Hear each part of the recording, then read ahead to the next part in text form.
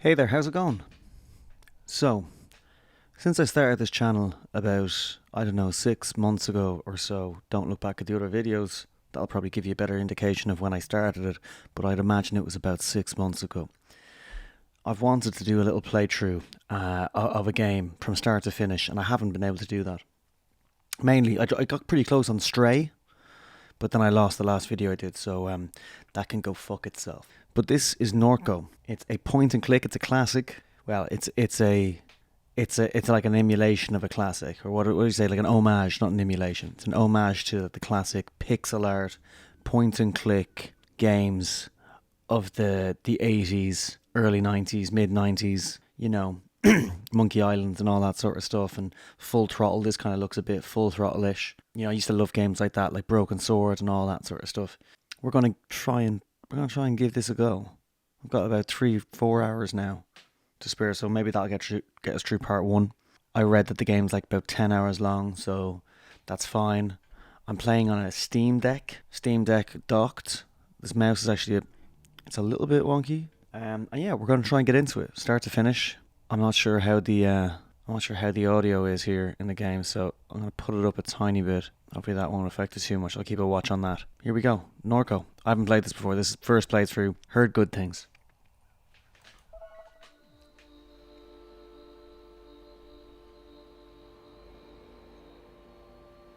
Shield hit the stars behind, halogen and flame projected onto the sky every night.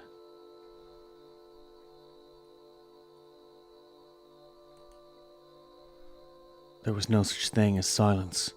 The noise never went away. The refinery exhaled an endless sigh.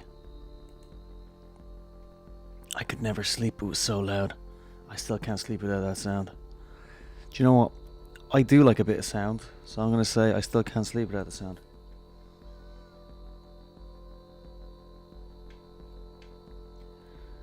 You often dreamed that the towers were cathedrals, but the swamps listened when you spoke.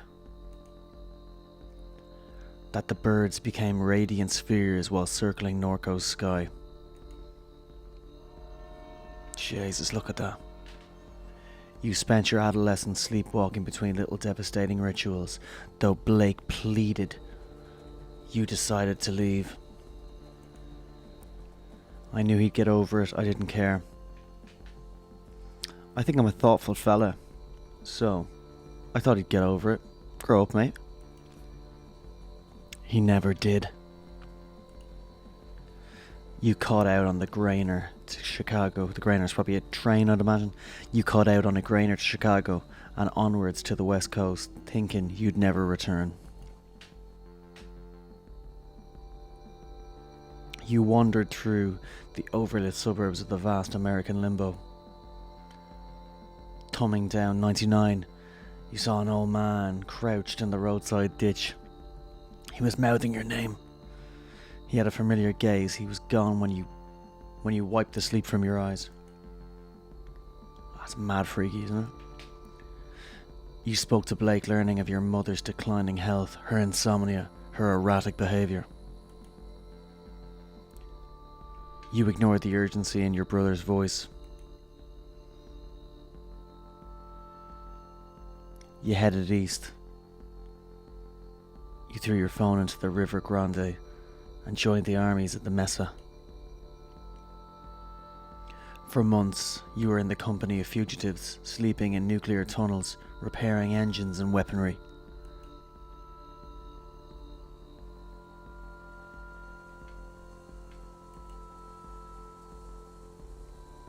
But that. The war was a meme that set Albuquerque on fire. You escaped while the foot soldiers of a pop-up junta bloodied the parched land. While hiding in a freightliner. I prayed, I slept, I forgot. I did have the noise of the train of the freightliner, so that's okay, but you know what? I often forget things, very forgetful person, so I forget. You called home from a landline in a motel somewhere beyond Texas.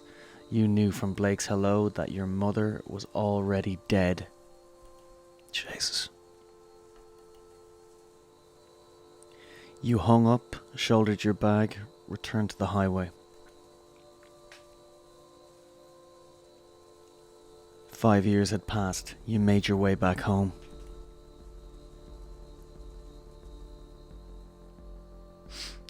Act 1. Lowland Ghosts.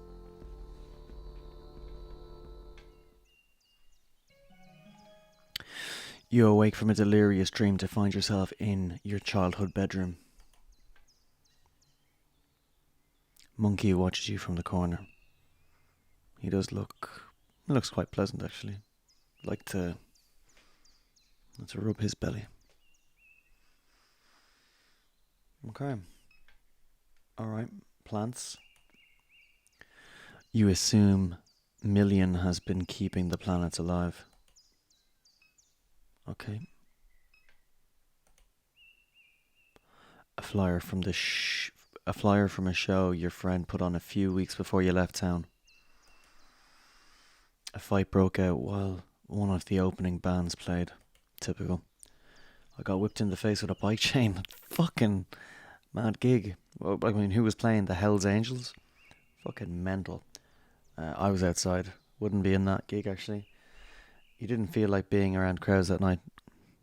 I didn't. So. After the show, you and Blake walked the river back to Norco. You watched the sun rise over the grain elevators. Okay. Let's have a listen to Monkey.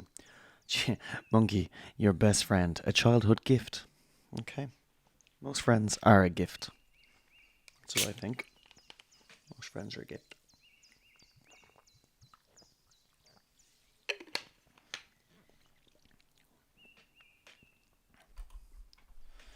You spoke with him often when things got difficult, but then you left. He sat here for 5 years, collecting dust. 5 years, his eyes fill with anger as he challenges you to return his gaze. Yeah. Staring Contest Part 1. Glyphs. Glyphs will appear and flash a pattern. Match the pattern to meet Monkey's glaze. Okay. Gaze, not glaze. Ready? Kind of. Yeah. Okay.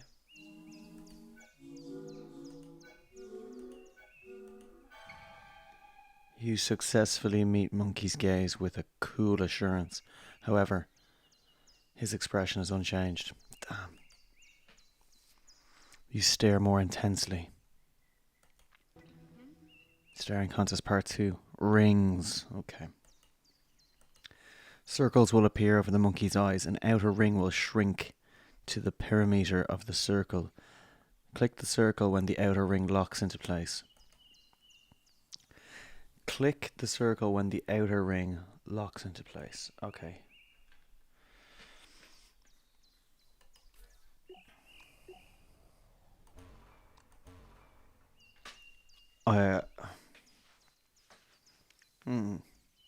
Okay. Try again. Okay, a bit faster. Anger melts from Monkey's face. I'll take him. Monkey joins the party. Brilliant. Oh yeah, this is a bit of there's a bit of battling in it, isn't it? There's a bit of RPG elements in it. You drape Monkey over your shoulder. Okay, cool. Got Monkey now, and this is me. Mind map. Let's see what's in here. Interesting. You.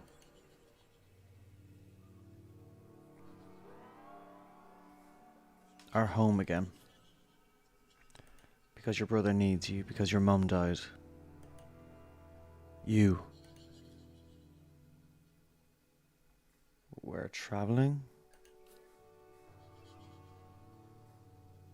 across the Midwest. The freight cars rattled in the cold dusk as you crouched on the grainer porch. Suburbs, fences, traffic, flat country, all passing for miles. Then what? You rode in the back of a van from Chicago to Des Moines. You stole a heater from the Walmart and brought it to the poorly attended house show. Des Moines. I might as well finish it. Across the Rockies, your friends went south and you were glad to be alone. You spent long nights on those highways in a shitty sleeping bag. You were in California when the summer arrived. You recalled the familiar smile on the face of the old man in the Central Valley. That smile burnt its image into your mind. Okay, good. You finished thought, okay. Alright, that man looks fucking mental. Ditchman, Catherine, Blake. Your brother is oblivious. I don't feel like I know these people yet, so maybe let's wait for a bit. I don't fully know what I'm doing here. Alright, let's have a look at the laptop. The laptop your parrain gifted you idles on a shoddy particle board desk. Let's wake the laptop. As the screen illuminates, you notice that the signal in the house is dead. No internet. It looks like Blake was using the computer at some point. He left a browser tab open. 100% view it.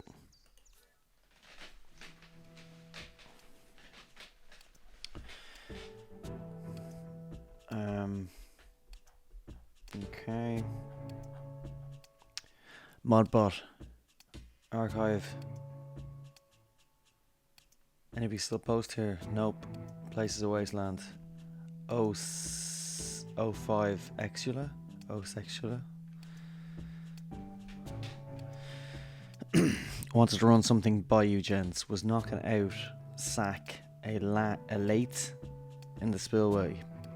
Saw a big round glowing thing in the sky. Called that the sun OP. Funny. Talked to someone else. Seen it too near the parish canal, sorry. Nothing like this, but birds in those swamps be acting weird. Looked like it was all made of glass maybe. Would glow real bright. Then not at all. Moved fast. Best pick I could get. All kinds of shit been happening out that way. Get some sleep, OP. A knob. Is that like another or something? I don't know these. Need cash fast? Install Quack Job. Use promo code BLEED3 for up to 0.00 Quack coin. Lol, the fuck kind of name is Quack Job? Just like the name, sounds full of lunatics. App's a way of getting you to join a cult, worse than them people living in a mall in Kenner. You can't trade that coin they use on hardly any exchanges because everyone knows it's a goddamn Ponzi scheme. Seen this exact thing, OP. Still there? Seen at the base of the upper suction. Okay.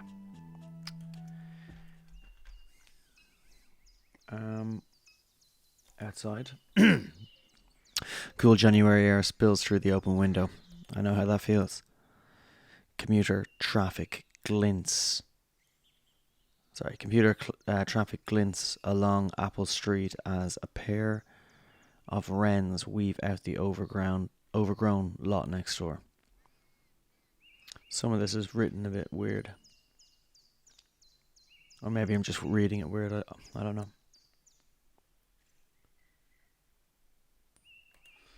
What's Monkey like? Monkey stares at you. You stare at Monkey. Keep staring. He stares with more intensity until his gaze passes through you. You become invisible to him. Little circles of light pool in the doll's tired eyes as they watch the infinite space beyond your being. The air that hangs between your eyes and his is a vacuum of utter stillness. You look away. Okay. Living room.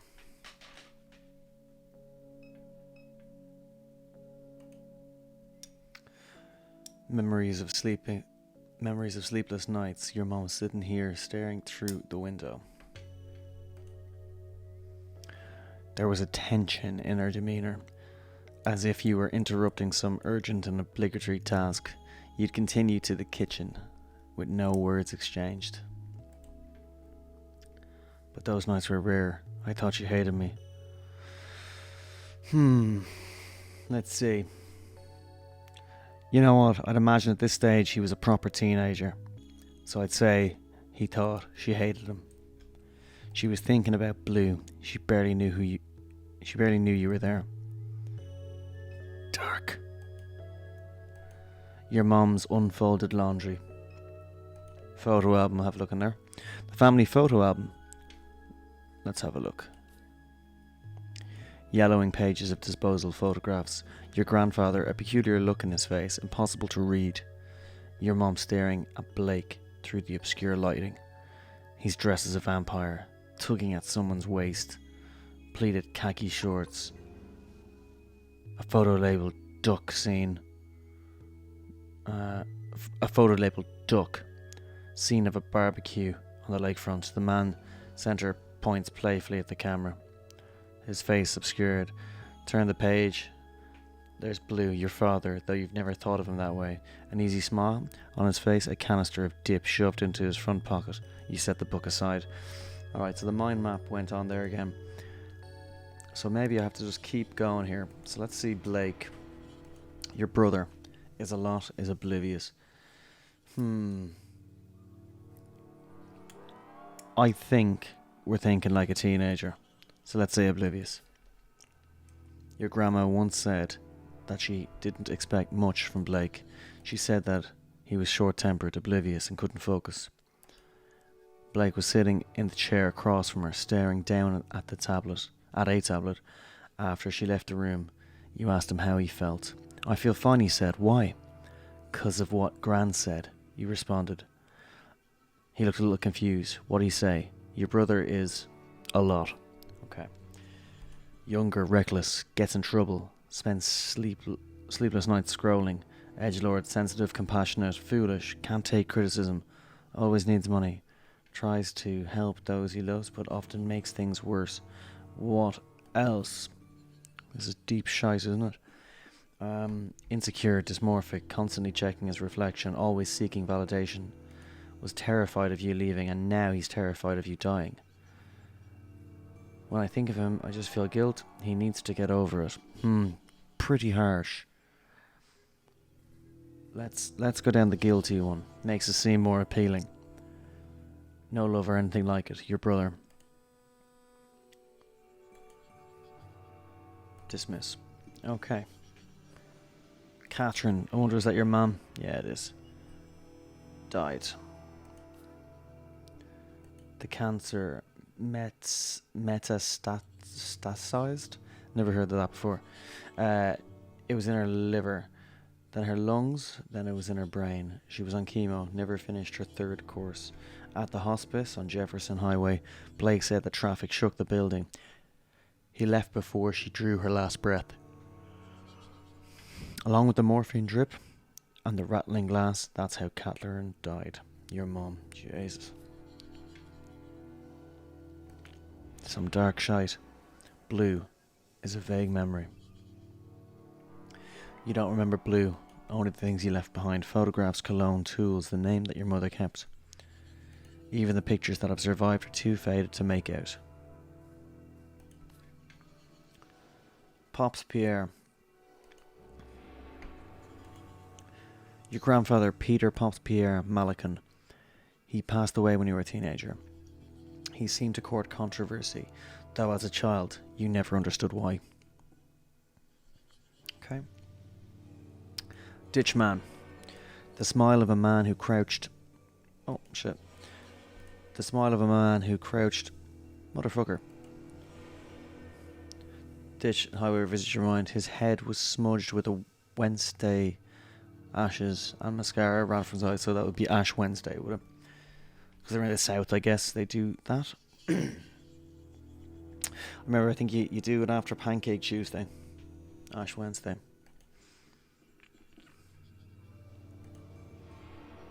An old friend of your mum's. Your memory of him is scattered and vague. Alright. Just look at the photographs. A photo of your mum holding Blake as a baby on a beach in Pensacola, Florida. It's winter. You stand beside them bundled up. Bollocks, did it again. Click too fast. You stand behind them bundled up and laughing as a gust of wind rakes the beach. The sky is bone white. Let's see what books there are. You peruse the titles on the bookshelf.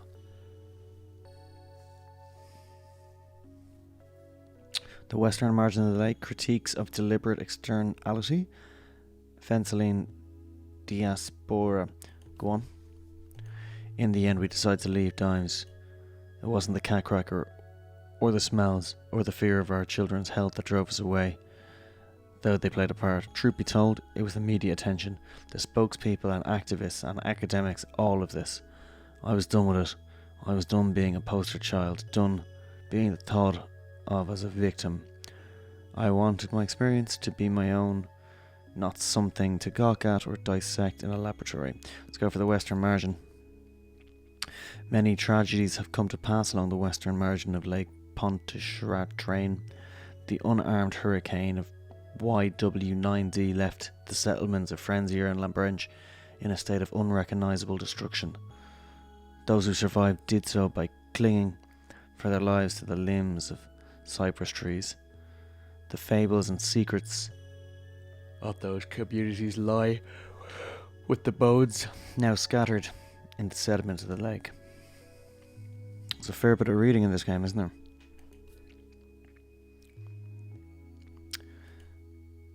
Shield has acquired much of Norco's most flood-resistant land through a variety of mechanisms. Madeir Moore, YX1Y in brackets, argue that one such mechanism is a process of deliberate externality. This theory posits that key corporate decision makers encourage the company to emit effluent and noxious substances into the environment with the explicit intention of decreasing neighbourhood property values. This compels residents to sell their properties below market value to relocate as quickly as possible. The criticism that this theory often receives is that it diminishes the importance of slavery in situating black residents along industrial fence lines up and down the Mississippi River. In the world of Carter, slavery was the deliberate externality from which Shield continues to profit. Pollution was never needed. Right, put on the TV after that reading.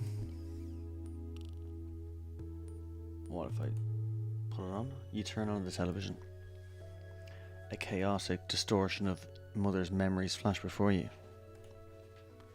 Tune in.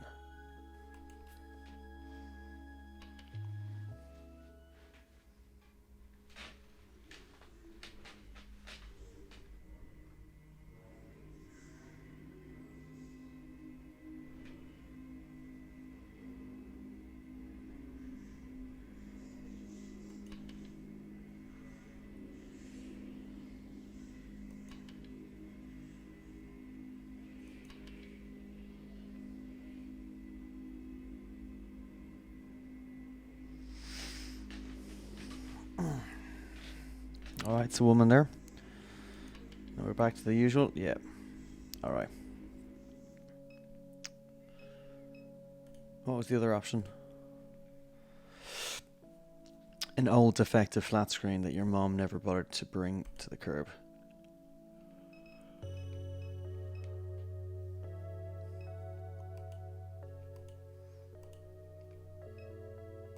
Mail. A letter from Shield Oil sits on top of the stack of mail. Shield Oil Community Notice. Dear neighbour, please be advised. There will be elevated flaring at the site of our number 5 stack near Good Hope on the evening of Tuesday, March 19th. This will pose no health risks to the residents. Good. Good. I have no idea what's going on in this game.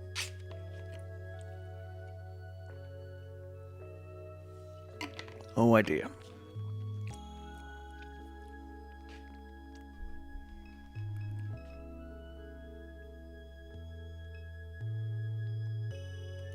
Okay, we're gonna go outside. Cat. Your mum fed the neighbourhood strays. They must be hungry since she passed. Well, go get some food. Mother Mary.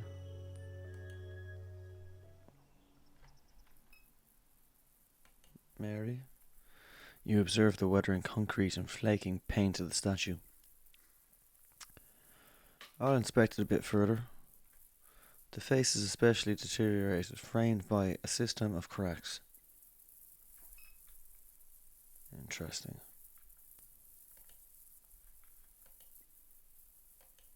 Okay. Oh, Jesus. You run your hands along the deteriorating contours of the statue. It snaps off as if by design. Behind the statue's face hides an old assemblage of electronics carelessly soldered together. At the center of the electronic configuration is what appears to be a card reader.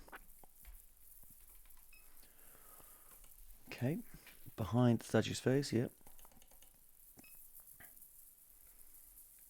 Okay, good to know.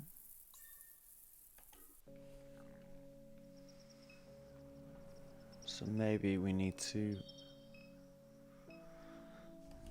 find a card. Right, look at this fella. Million sits in her characteristic slouch, lost in thought. Her carapace is taken on the rusted and weather-worn quality of the rest of the machinery in the yard. You recall the night that your mum showed up with her.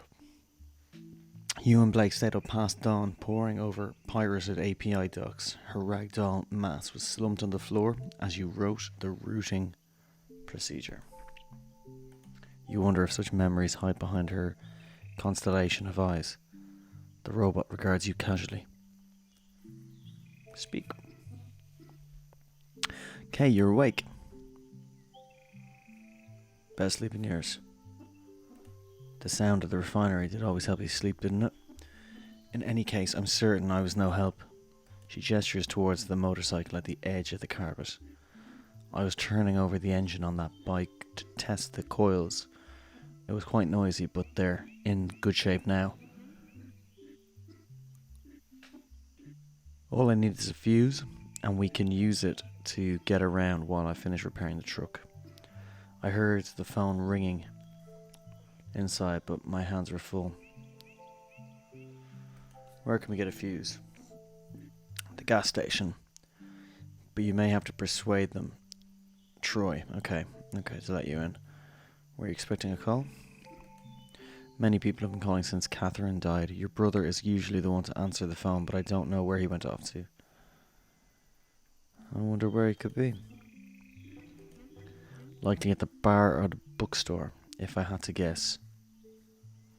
Why would so many people be calling? Your mother left behind a lot of loose ends. From what little I know, I gather she was conducting research for a client in Fat City. I sense that many people would like to acquire that data. I'm unaware of where she's hidden it. Perhaps Blake knows its whereabouts. Who would want to see the data?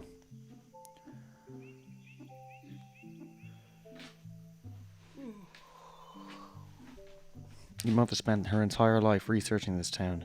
She knew histories that others have forgotten. History has a lot of value in this place. Who is this client? I haven't a clue. These aren't things she discussed with me. As the cancer spread, she became more guarded with her research. She finally worked herself to death. She had an addictive personality, there's no denying that, but she cared about you and your brother more than she was willing to express. So anyway, that's all. Okay.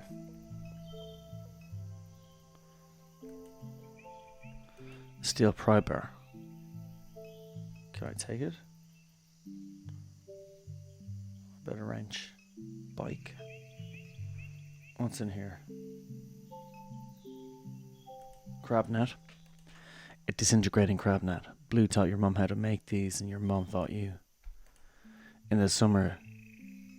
Shit.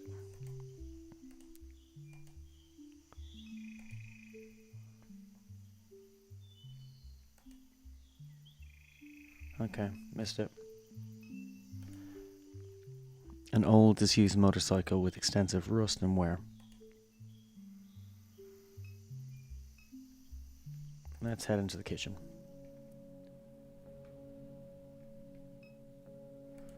Pills. Your mom's painkillers are spilled across the counter. Microwave. You've discovered so many dead cockroaches in this microwave over the years that it's discouraged you from using it. For several months, a dead baby roach was stuck in between the clock's display and the protective screen, blocking the hour. Blake finally shook the microwave aggressively enough that the roach fell into the guts of the machine.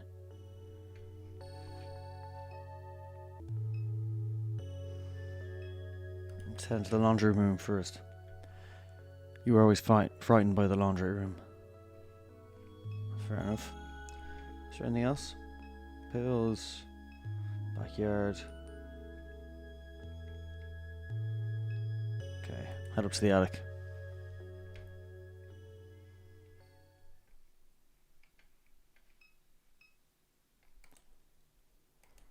There used to be much more clutter up here. You'd imagine your mum gave it away as the end approached.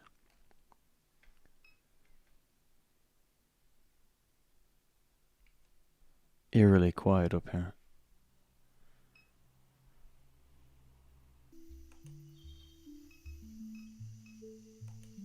Truck. This truck was your grandfather's. You remember riding in it, in his lap, while he let you steer. The dead wasps that collect behind the seat. The smell of grease, whiskey, nicotine. You and Blake would drive the truck into New Orleans on the weekends. No AC, windows down. The rattling chassis was deafening. Going 75 on Interstate 10. Million has been slowly repairing your vehicle. Repairing the vehicle since your mom's death. Okay.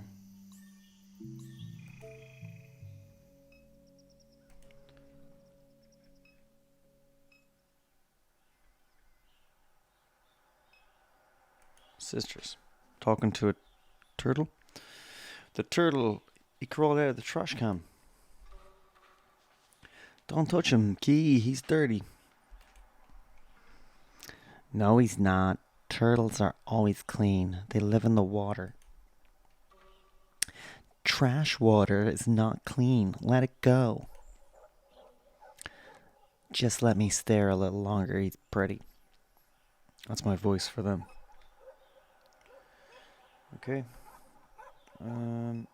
So I think this is a shop that we need to go to. You knock, no answer. Fair enough. The lights are on at Paddy Private Investigators. Paddy Private Investigators, fair enough. We snoop for you.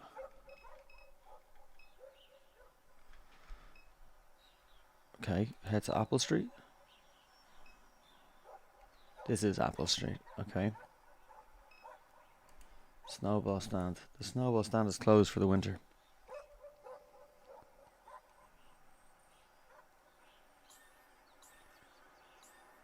Floodgate Tavern. Dimes discount. Let's go to Dimes discount.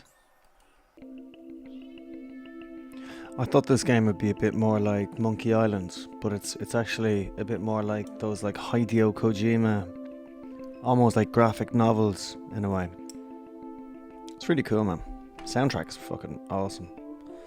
Alright, gas station. I think we need to get a... What do we need to get in there? The robot said something to get. Anyway, let's go to the film set.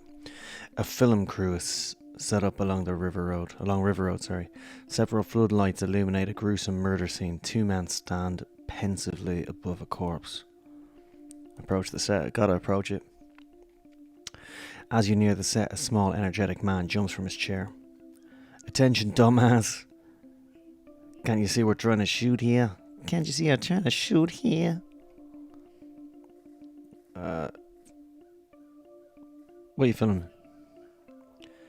It's a detective drama called None of Your Goddamn Business. Any other questions? Sounds cool, man. So it's like a murder scene? Keep it up and it's gonna be. Hey, you know what? Wait a second. You from around here? Yeah. We could use some cultural expertise, you might say. We're filming a Biocop drama. All these knuckleheads are from LA. An actor on set turns towards the director. I told you, Kevin, I'm from Texas. Oh, that's right. No, I forgot. Your Harvard-educated daddy bought a boutique ranch outside Austin. Well, that don't make you a cowboy, Haas. Now shut up before you scare off the yokel. The director returns his attention to you with a mild look of disgust. Help us out, will you? This script needs some work. What do you say? Yeah, fine. I'll do that. Great. Hey, Noah, get over here so you can learn something from this stupid redneck.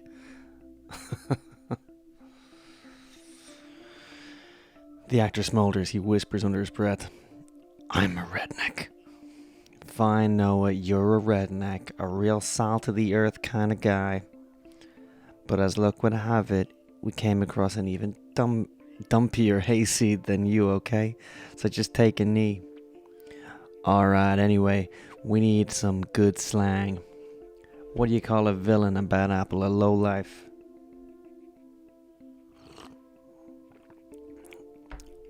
Asshole, bad daddy, crawfish, devil. Crawfish devil. You nod solemnly. Wow. Now that is some spicy Louisiana shit right there. Did you get that, Noah? Write that shit down. Crawfish devil. Damn, that's good. That's sultry. Actor, who says that? No one says that. No one at Juilliard says that, Noah, but now we're down here in the muck. I've been hearing all kinds of people say it down here. It's just slipped my mind. Great, that's settled. One more thing. What's a more regional way of saying to murder, to kill? Slay. Send him home with the roosters. Damn, I pressed it too fast. Thanks a lot, William Faulkner. That's real creative. Now, get out of here. You're holding up the production. Damn, I hit that too fast. Alright. Freight loader. A freight loader is being repaired in the Battis Woods over the levee. Okay. Let's head into the gas station. So many evenings spent watching traffic pass by this gas station. Little has changed. The neighbouring business still exists, still abandoned. Still sits abandoned. The surrounding streets are quiet and empty.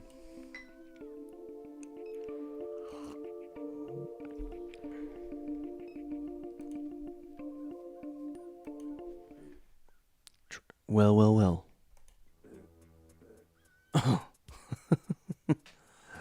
Look who's back. Yep. What happened? Carnival forget you beside the road? Oh, I forgot that they're from Louisiana. I'm not sure what sort of accent that is. And you even brought your little doll. I did bring Monkey. That's cute. Wow, Troy, you look like shit.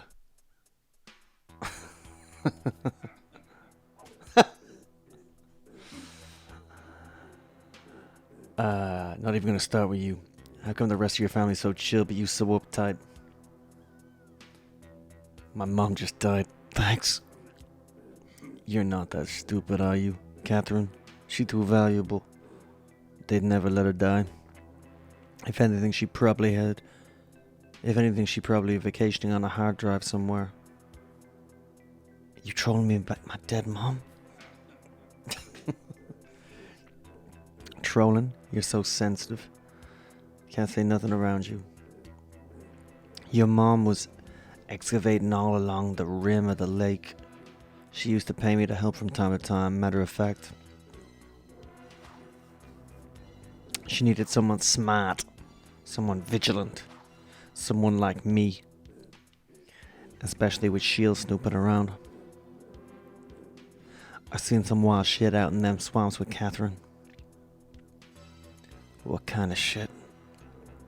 I won't bother telling you about it. Might hurt your brain. And anyhow, this ain't story time. Not letting you in this gas station goddamn company that runs this dump did me dirty. They swamped me with a ATM machine for speaking truth. Ain't letting nobody through till I get an apology, very least. That does suck. I'll forget about his looks, but don't patronize me with your weak pity. If you really want to get through, go get me some of them pills your brother was selling. That might persuade me. Don't fight. We will leave. Okay, so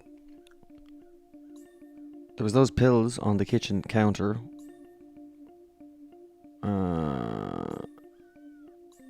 Which I don't. Let's try and go back and get them.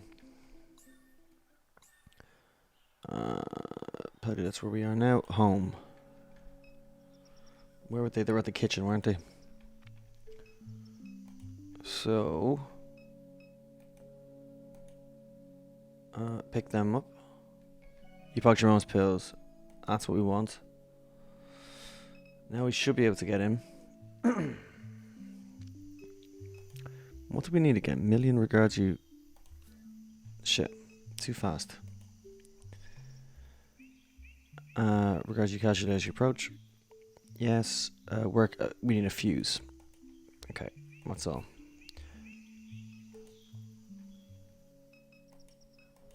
Alright. We're going to Dimes Discount. Was that where we were? Yeah. Gas station. Let's go. Yeah, got your pills. Smart move. I'll let you cross the picket line this time, punk.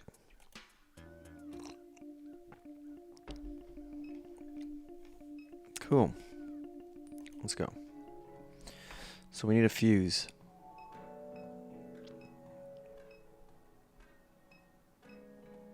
Hey, fuse. You grab a fuse. I detect that you have merchandise in your possession. You must remove any unpurchased items from your backpack and scan them in order to exit the store.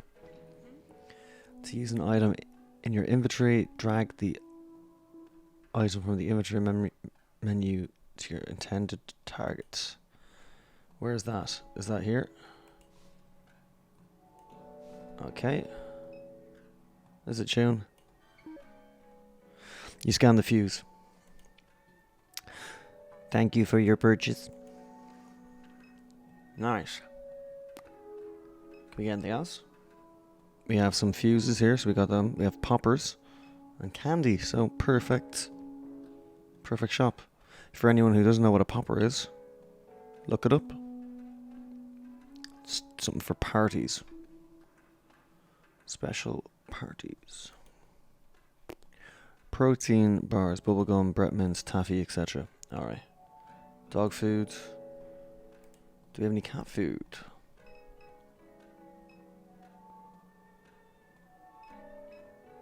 Might chat to him. Good evening. How may I help you? You own this place? I am Discountware, a distributed cloud-based operating system for American Discount Southeast Incorporated, semantic version number 16.3.3. The owner of this franchise is Parilux and Sons Limited Liability Corporation. Discountware is licensed to Parilux and Sons Limited Liability Corporation via the standards American Discount Southeast. Brilliant.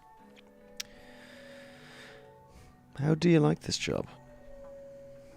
I proudly perform the routine maintenance operations and procedures of 227 American Discount Southeast Incorporated franchise locations across the Southeast region. Okay.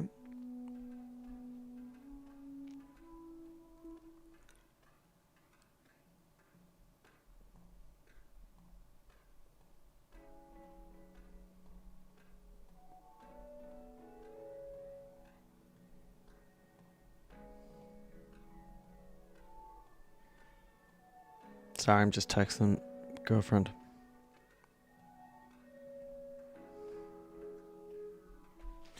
All right. American Discount Southeast Incorporated. Okay, I think we're good with this.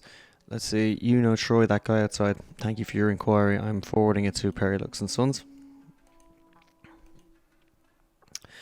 Perry Lux has declined your response. Okay. So why did Troy get fired? American Discount. Okay. Alright. An American Discount. Okay. Good. To apply for a position. Okay. I'm good. Okay. Let's move out of here. Let's get back to the house.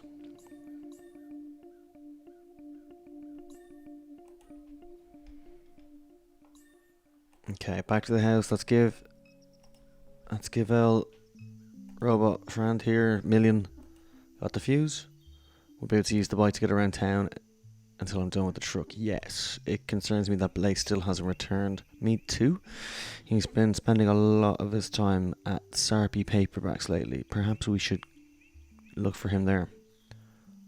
Let's go. Sweet.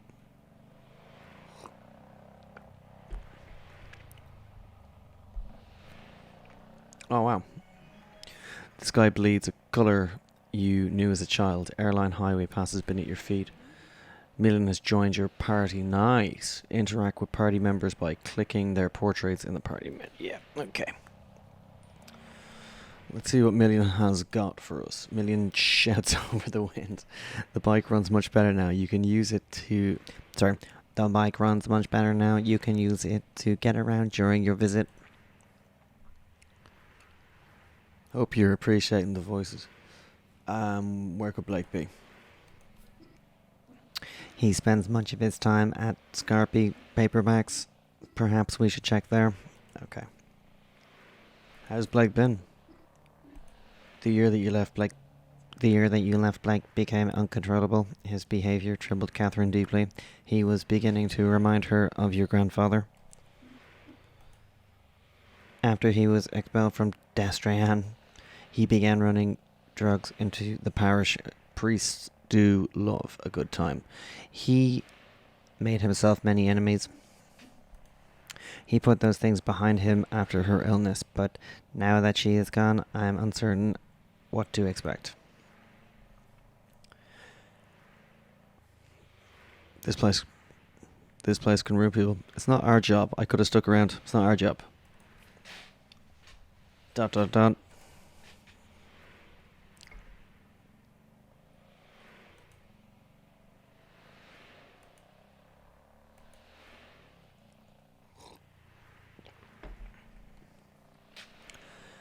I won't apologize for leaving. No one is asking you to, K. Dismiss. Oh, actually, did I... Wait, how have you been? That's pretty rude there. I am always the same, K. Always the same. Is that bad or good? Whichever you prefer. Are you depressed? No.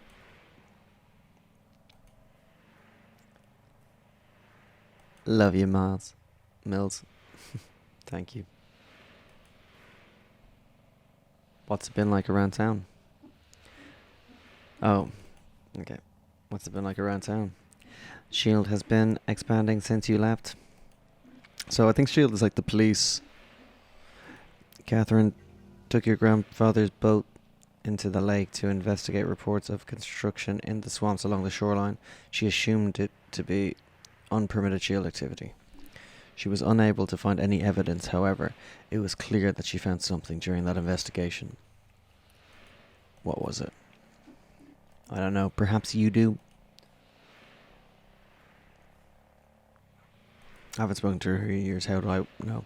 Has Blake not mentioned anything?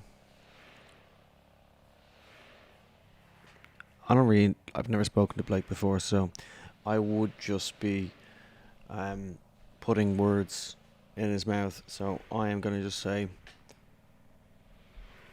no, because Blake seems alright, except for the drug dealing to priests. Actually, it was probably a pretty good reason for us not to believe him. You can trust drug dealers, I think. In any event,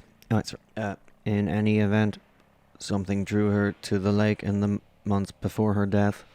I think his voice has changed a few times. Alright, cool. So let's see what Monkey's doing. Monkey stares at you. You stare at Monkey. Okay. Now, what else do we have here? We got Troy. Troy knows your family. He was buying pills from Blake and occasionally helping your mom with her research. He says she was conducting research at the lake. Okay. So all these are connected, okay? You. Okay, so that hasn't changed since the first time we did it. Shield. Shield is an oil refinery. Shield Gulf South is a regional subsidiary of the transnational oil empire. It holds a large share of leases in the Gulf of Mexico and refines crude oil right here in Norco. So Shield is not a police. It's an oil refinery. The chemical annex sits on the other side of town from the refinery. It produces the feedstock for plastic consumer products. Shield owns half of the town. God damn it. Shield. Finished thought. Alright. Reports of construction. That's coming from Catherine. Your mum is investigating reports of construction in the lake. She found no evidence of it, nor who might be behind it. The smile of a man who crouched in the ditch of the highway revisits your mind. His head was smudged with Wednesday's ashes and mascara ran from his eyes. So this is pretty Catholic. I mean, Louisiana, I don't really know much about that American place, but I presume it's a very religious place. Because there's loads of religious icons all over the house. And the brother was selling drugs to the priests. Possibly the nuns as well. You know them. Why is this flashing? So this is the map. Fucking cool map. So Shield Oil Refinery, Norco, Louisiana. Home, Dimes Discount. Norco, Louisiana. What did I just see over there? Floodgate Tavern. Let's go to Floodgate Tavern.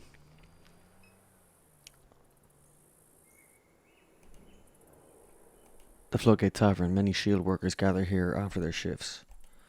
It's closed. Should be open later in the evening. Okie dokie.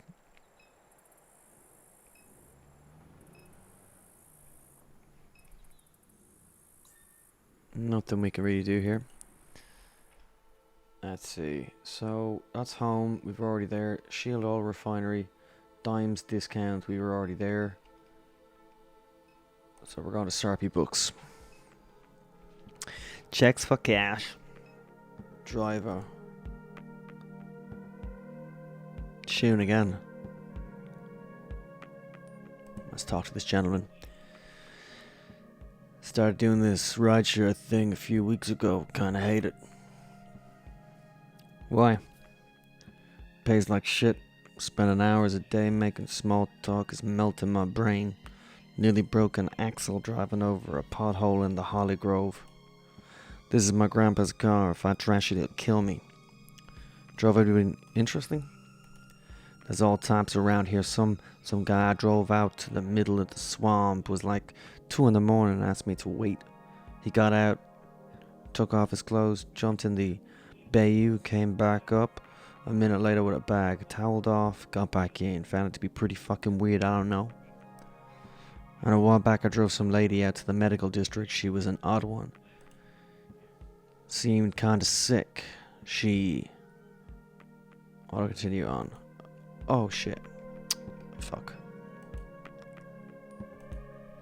I was trying to make it stop doing that. Ah, fuck. Okay, well then there was a fella who's stuck again? An old friend of your mom's, right. Nothing got added here. No, okay.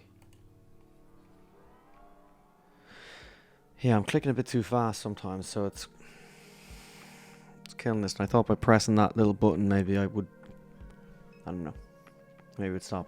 Let's talk to some teenagers. They always know stuff. BMX. That's his name? Where this dog come from, bruh? Dunno. She be sitting here for a while. You seen her eyes? Them eyes are something, bruh. They are something. Pet him?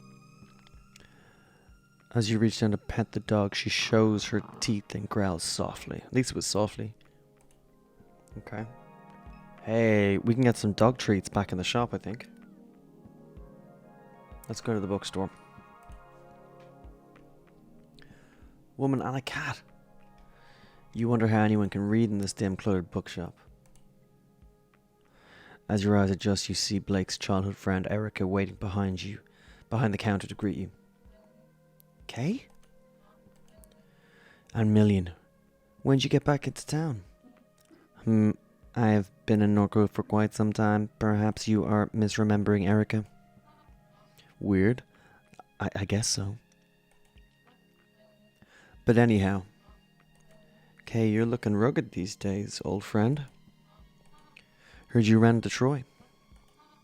That guy, my god, he's such a clown. I was keeping up with your travels online, but I haven't seen you post in a while. It's really, like, he gets really excited now. I've got so much to tell you. No, I tossed my phone to Rio Grande. He's a pretty badass. I haven't been online much, let's keep it normal. I've been avoiding my phone as well. Helps that the connection has been so erratic. Been hearing of people chopping down cell towers, tearing fiber cables out of the ground, trying to rip the internet apart. She nods into the ensuing silence. Erica, back because your mom, huh? Yeah. I'll miss the hell out of that woman.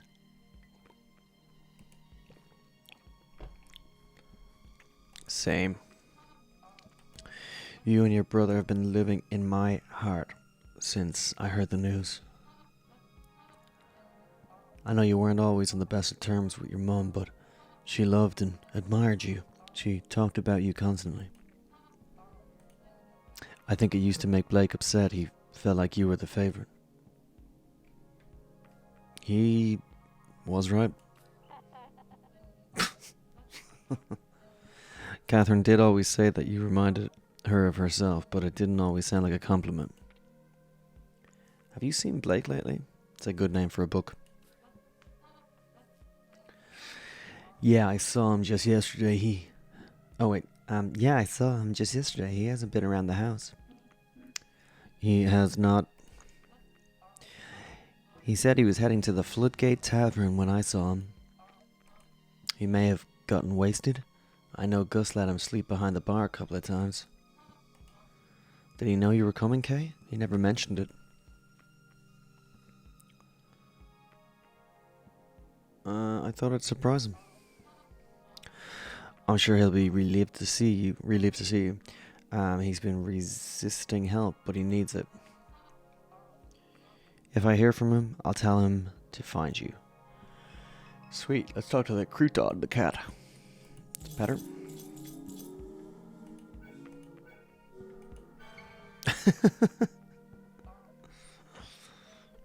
Oh wow, Crouton usually bites strangers. He must like you.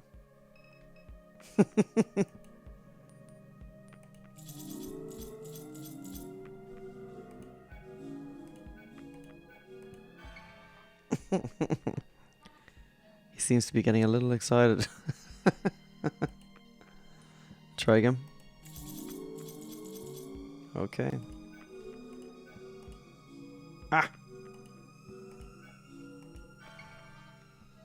Wow, I've never seen a cat purr this hard. Maybe you two should slow down. Maybe. Assorted books. You scan the titles on the shelf. Don't be a vampire.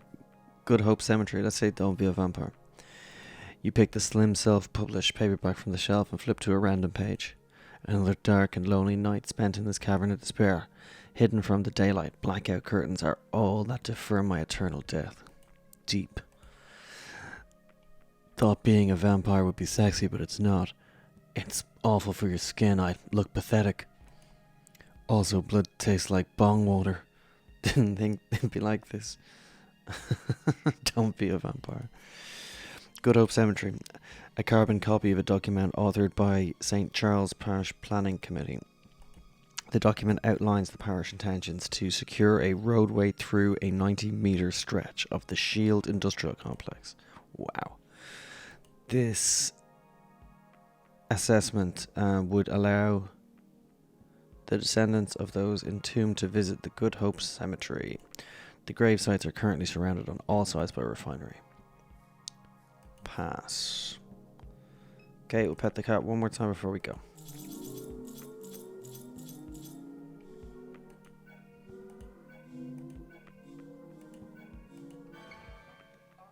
No, really, stop touching the cat. Crouton looks like he's fixed to explode. So weird. Okay, we'll try one more time.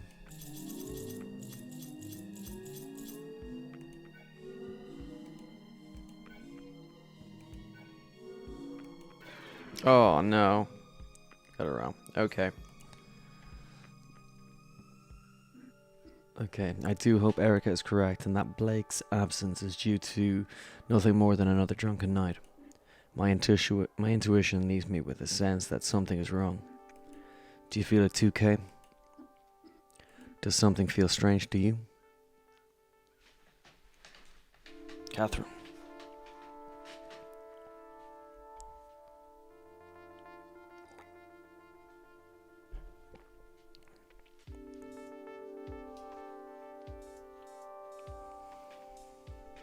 Several weeks ago.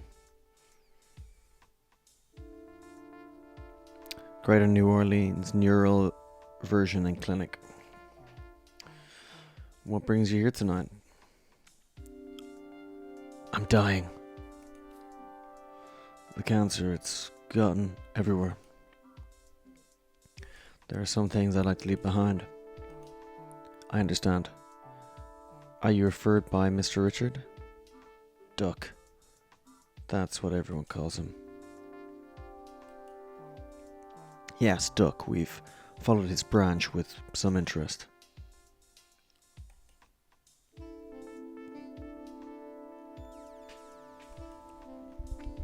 Who hasn't?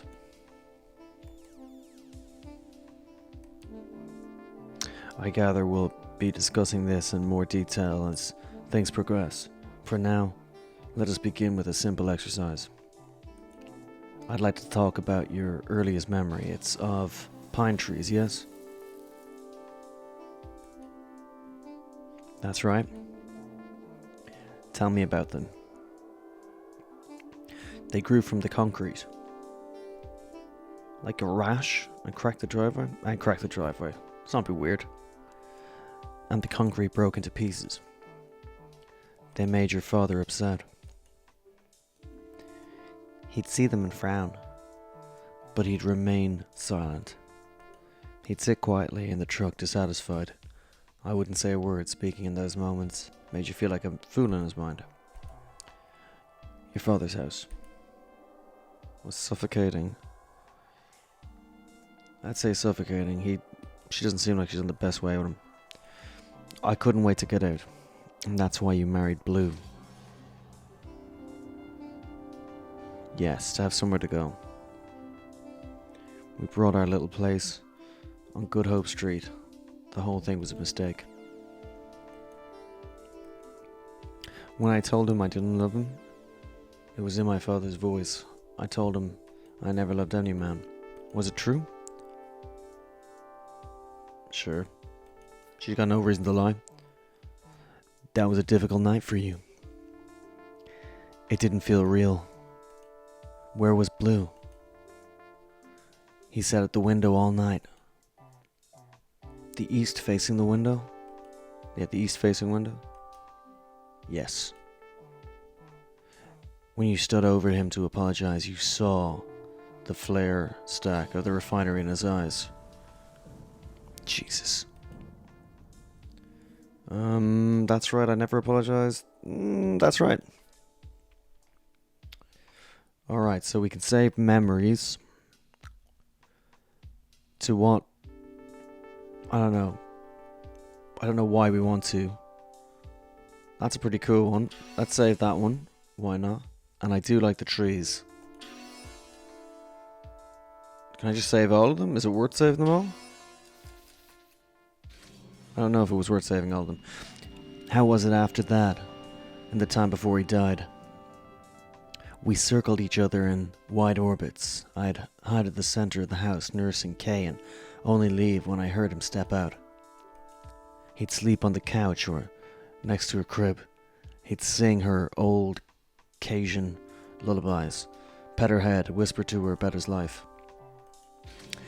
And then there was an explosion. Oh my god. When the cat cracker blew, they say he fell 5 stories. We went to identify his body on Thursday night. I remember the tempo of the streetlights, the police scattered across the East Bank. I carried Kay in a blanket. She never cried. Holy shit. So, is this... I wonder, is there something to do with... Like, is this a puzzle? Is it meant to be in order? I don't know. Am I only meant to save what I think is worth it? Or do I just save all of them? Save that. I'll kill out that one. I don't know why that one's there. Okay, Blueface. Tell me about this man. I would see him around from time to time, around Norco. This was many years back. But several weeks ago, Blake saw someone passing by the house. I think it was him. Clinician, why? I just do. The robot is no longer there to deter him. Million? Yes. Could be it. What was your first encounter with Million? Let me think. She came to me in this parking lot.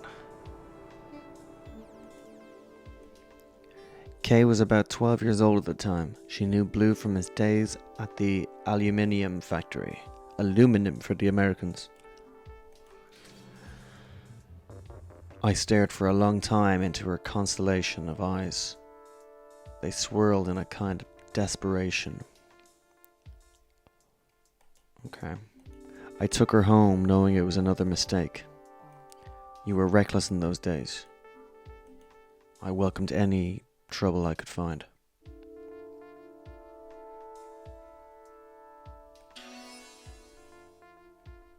So we met Million in the parking lot. And is this the back of his head or is this... I think save all of them.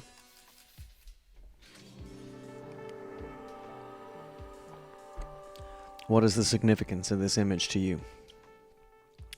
What is that? Is that like a submarine, kind of like submarine window? Some sort of swamp, some sort of lake maybe? It's, well, I don't know. That's what I'm trying to find out. It's a sphere. It followed me in the lake. Yeah, that was the lake. I thought so. When? Recently, a few weeks ago. This is where Mr. Richard's branch factors into your biography. Duck's version escaped. A hard fork, an extremely rare instance. And grew into some kind of monster. Okay. It began speaking to me through the radio. It told me to install an app. I hate when that happens. An app? Yes. I think it has something to do with the thing, the sphere, whatever it is. But so long as it pays, I don't care. I can use the money. The app pays? Yes.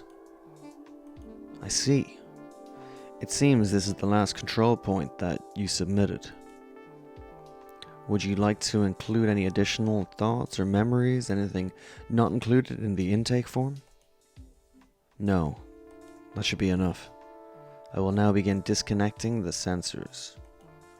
A slight feeling of nausea and disorientation is normal, and no cause for alarm. I thank you for your patience, Miss Madir. Madir? Okay. Whoa, hologram woman. Okay. Catherine. Ma'am? Ma'am, are you okay? My eyes are just playing tricks on me, I guess. Oh, she's not a hologram. She's not. Vertigo and visual disorientation are common side effects of the versioning session. So she's not a hologram. Shall I contact our on-call physician? No. It's fine. Very well. Last name? It's Madir. First name, Catherine. One moment. Your head drive is fully synced. You have chosen our silver tier. Your product does not come pre-installed with adware blocking service and is provided as is without warranty. You are eligible for a free sync at any time before the new year. Good call. Thank you for choosing Greater New Orleans Neural Versioning Clinic for your cognitive versioning needs. Okay. Let's see. No idea what SuperDuck wants from me. Better check my phone. Okay. Wallet watch. I've got $10, maybe $10,000. Let's check the duck. Quack job. Says here I need to go up to the Curious Duck. Curious Duck.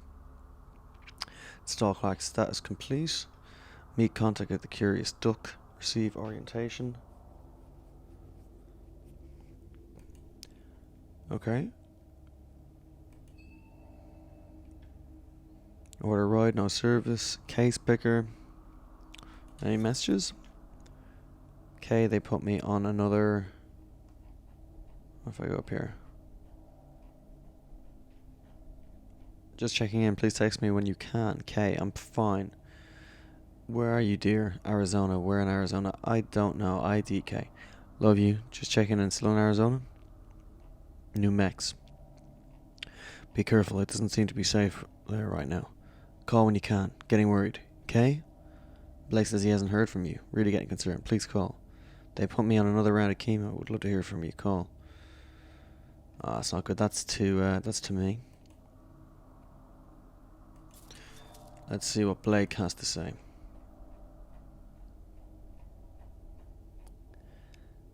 Where you went, Ma? I'm out. I'm fine. Had to drop something off at your parents.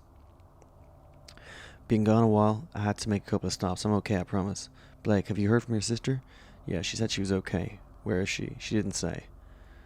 Dear, where did my pills go? In a MTG, we'll call back. In a meeting, we'll call back. How'd it go this morning? We'll call. Ma, he came around. I'll be home soon calling Uncle Chip. It's fine. I love you. Love you, sweetheart. Blake, can you hear me? Can you come to the living room, please? Something's happened. Out this evening, everything's okay. You need to stay home. I'll be fine, I promise. Love you, my nerd. Love you, Ma. Okay. Duck.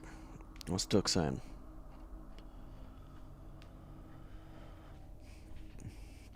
Been a while, Duck. Too long, old friend. How's the weather on your side of the tracks? They have me on chemo. Terrible. I don't have long myself. They got me carrying around a tank. Blue's waiting on us. I don't doubt that for a minute. Praise the glory of God. Something on your mind, Kate? Don't want to raise blood pressure. Try me. Super contacted me. So he did. Don't mess around with that shit. Where you went, don't mess around with Super, Kate. That thing's got no soul. Like to ruin all what it touches. I need the money. They don't take money where we're going. I can't leave for the kids to clean up. Blue left them a little bit, but he went, but I was a fool. Don't worry yourself like this. In the end, you'll find peace. No peace for me. Don't get mixed up with that thing, Kate. I'll tell you now. It won't go how you want it. Kate, God damn it, I hope you're listening. Okay, my direct. Is this my outstanding stuff? Okay. Outstanding balance. Ooh, quite a lot of outstanding balances here. You've chosen to receive online billing. A bill for $1,500 been posted.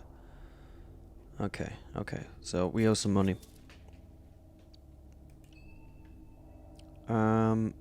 Cool. Let's go.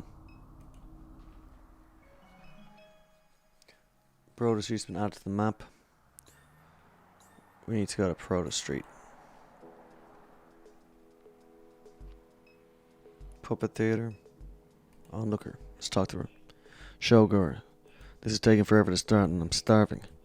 You been to any of these yet? No, what is it? A puppet show. They always start late. I told them I'd help to load the gear, so I'm stuck here until it's over. My stomach's gonna eat itself. Okay. A makeshift puppet theater. The curtains are closed.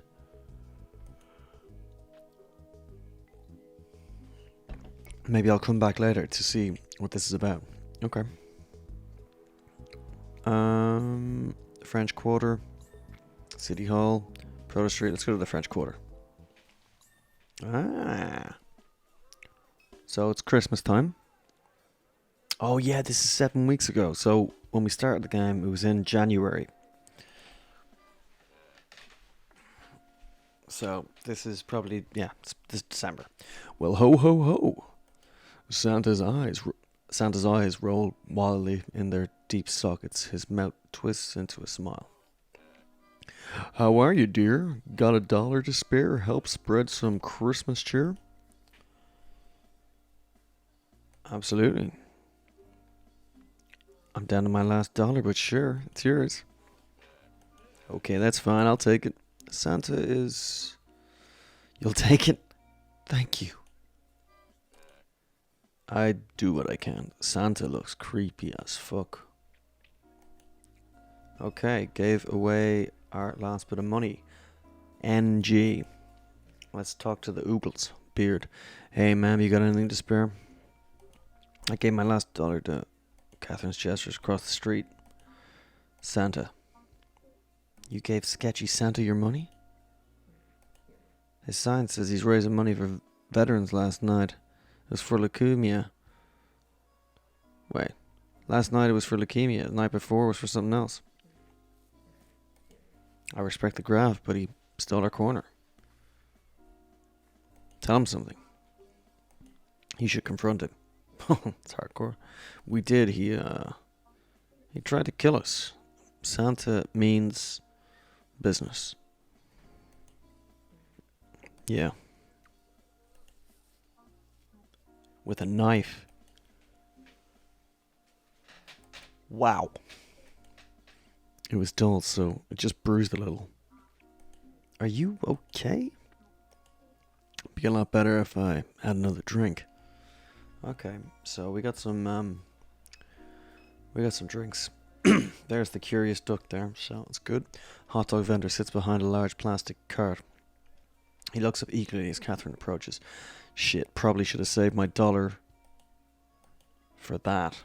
So I could have brought it back to the other guy. Oh, hey, hi. So I'm Flannelass, and these... He makes a grand sweeping gesture above the pot of vague meat. Are my hot dogs. Would you like one? Sure.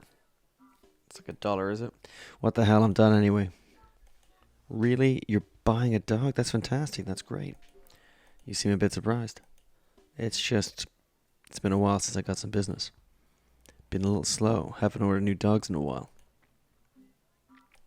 So these are old dogs? Nothing to worry about. They keep well. How old? Business was popping. Like, I was doing really well back in YX2D. YX2D, that's nearly a decade ago. How would you like yours dressed? Tell you what, I think y'all pass. I'll be here all night. Anything else I can help you with? Nah, you're alright, Flanny lass. Let's head into the duck. Door's locked. Well, that's not good.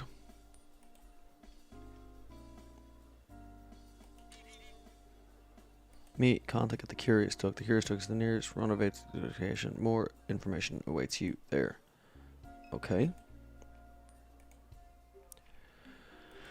There's a small plaque next to the door. It says Curious Duck. This is the place. Why can't I get in? Door is locked. So I need a key?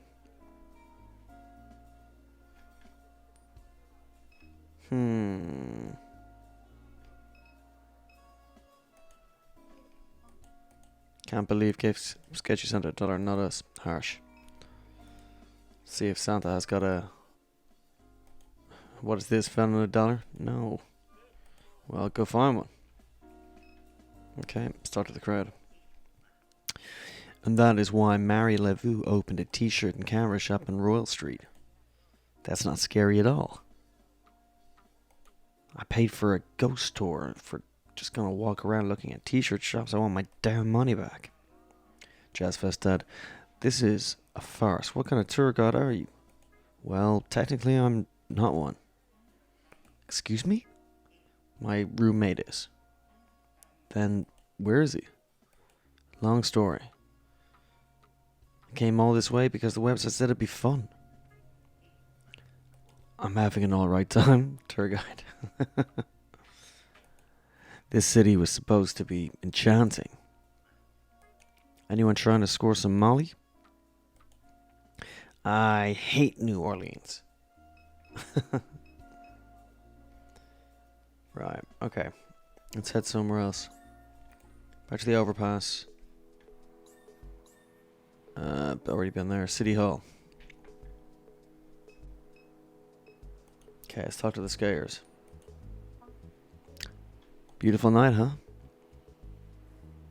It's lovely. There's finally a cool front. Been waiting months for it. I come out here most evenings. No one bothers you around this time, plus you see a different side of the place. What do you mean? How so? People pass through this building at night you'd never expect. You know what? What do they call themselves? The Gregs, the Garys, can't remember the name. No idea. The kids that squatted the Promenade Mall, they're obsessed with Ken or John. Nope.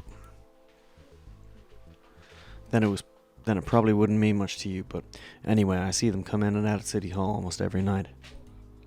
I know it's them because Buddy Bruce got wrapped up in that stuff. Before you get initiated, they make you wear these goofy red polo shirts.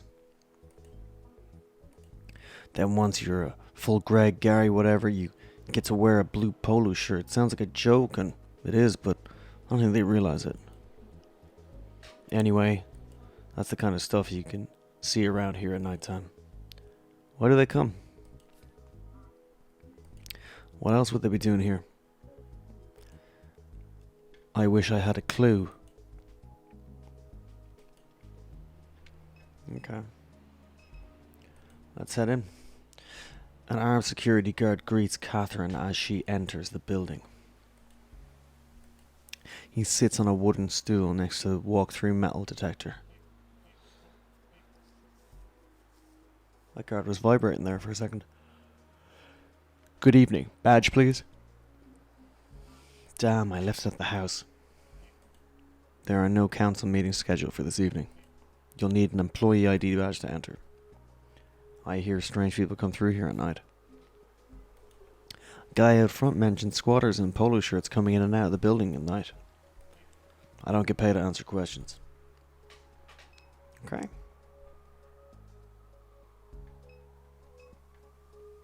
window.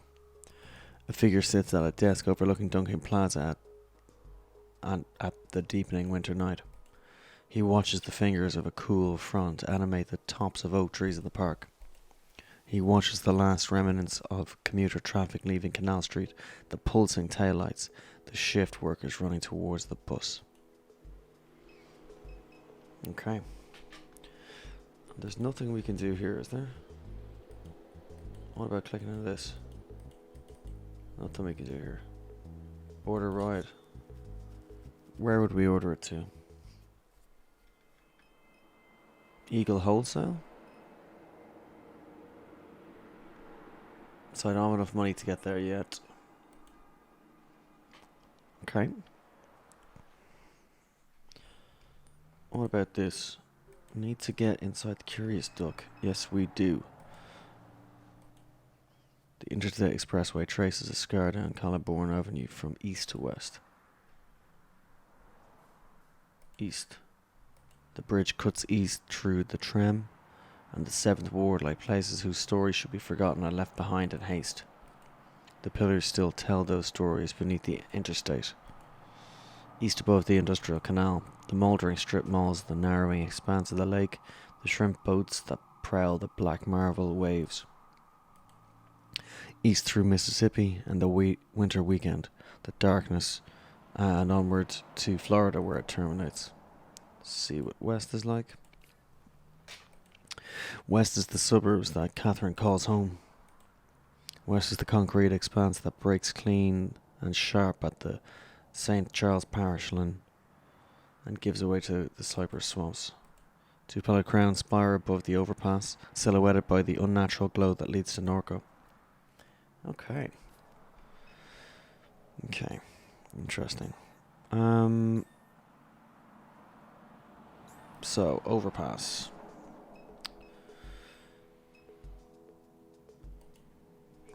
Let's see. Taking forever to start. Okay, we already know that. Anything else here? This hasn't started yet. Pareto Street, overpass, French Quarter. Okay, so we've already been there. Let's go back to Pareto Street.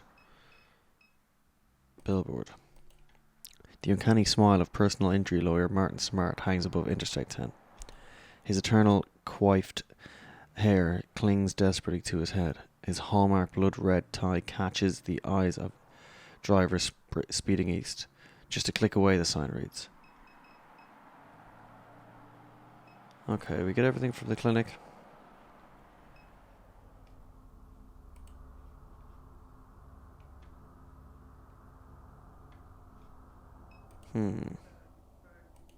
Thank you for choosing the Greater New Orleans Neural Visioning Clinic.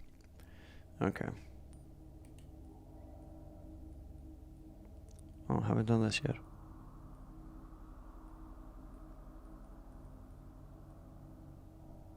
Okay.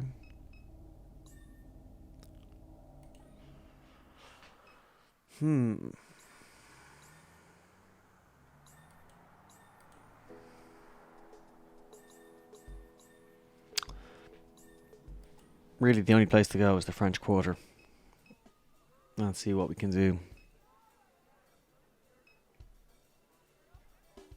I wonder, is there a way to get our dollar back? Case picker. Maternal agent? Metari Angels.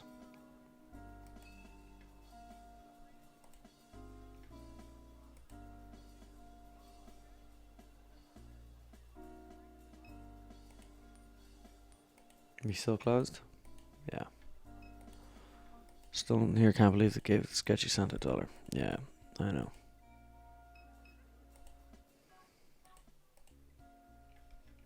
Curious doors locked. What's with the shop over there? I was told to come by, but the door's locked. The Curious Duck. Rosie doesn't let anyone in unless they know the secret knock. What's the secret knock?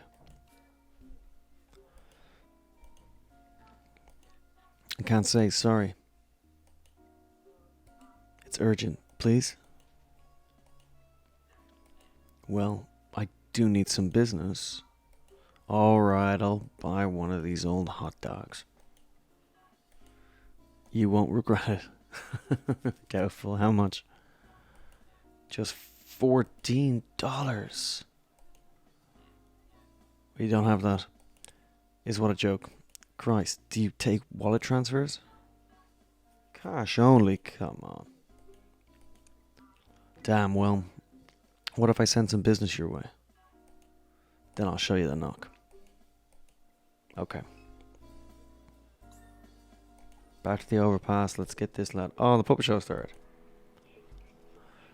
This is taking forever to start and I'm starving. My stomach's going to eat itself. Do you consider yourself an adventurous eater? If you like to live dangerously, this guy selling old hot dogs off the street sounds like a delicacy. Always looking for ways to fortify my intestines. The show's getting started. I'll go grab one after it's done. Cool. Let's talk to the crowd. A crowd has arrived to watch the show. Okay. The show is getting started. I should take a seat.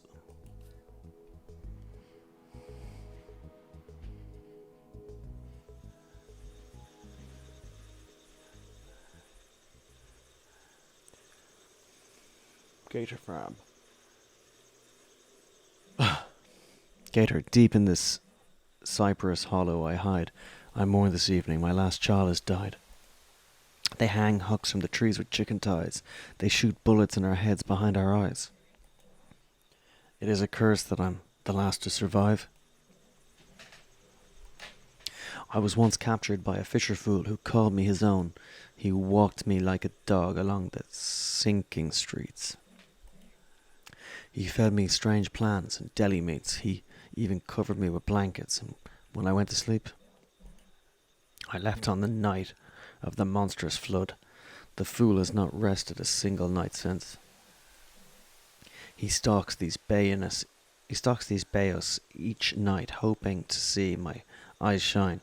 He calls out a ridiculous name that was never mine. Tonight I will shine my eyes on him. I have a request. Kill the shrimp catching man who killed my children, removed his head, bring me his skull. Do this and you may again leash me like a dog. It's a deep gator.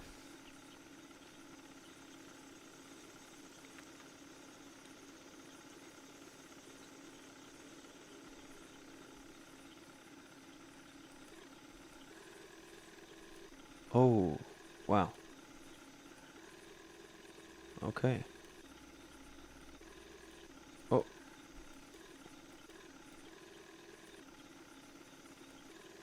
I presume we need to go in here. Oh, shit. There we go. Not bad.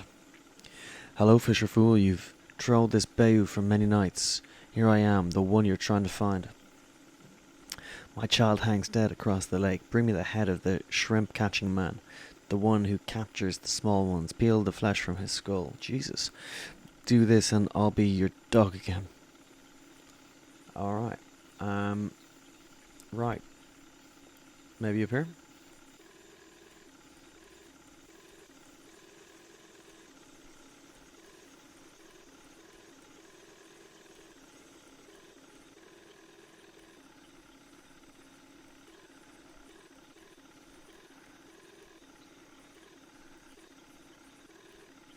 I think this is a bit like Indiana Jones.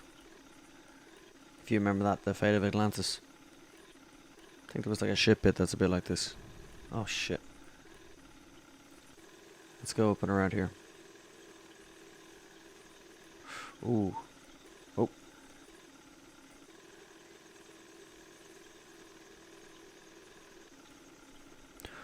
A solitary egret stands in the rush, undisturbed by the boat's wake. Okay.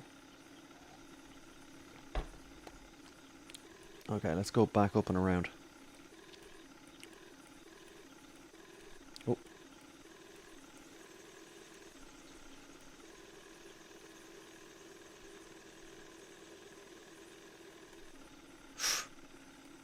Oh. Oh.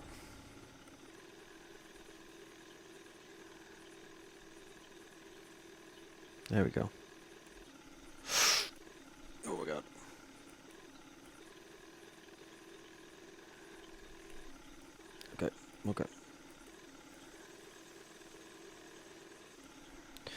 a hand-painted cross.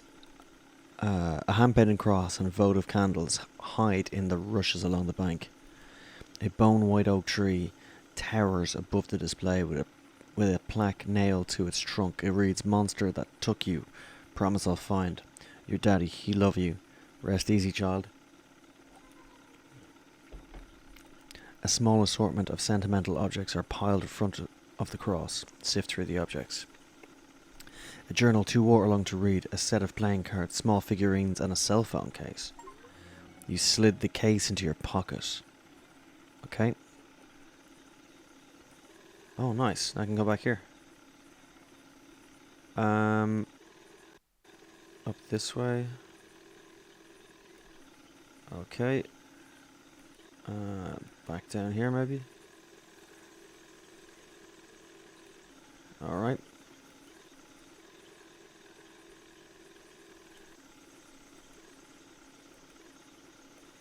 Cool.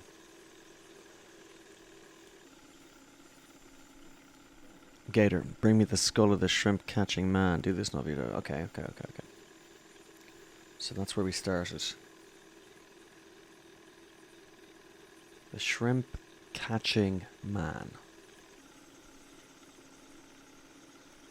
Maybe he's up here.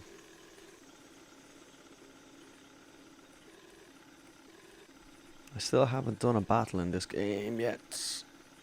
Watch out. Not bad. That looks like a man, kind of, his eyes. Shrimper. Been a long time.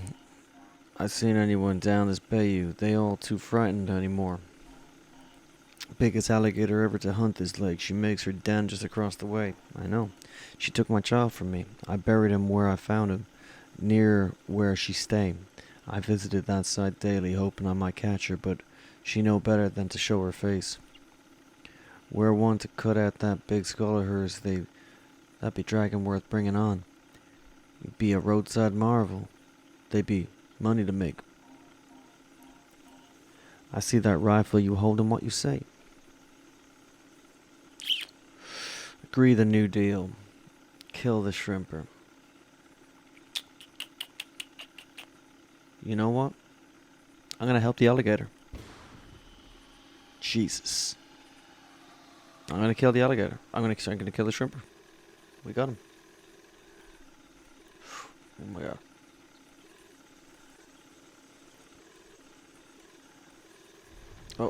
Oh no. That was bad. Let's see what's up here first.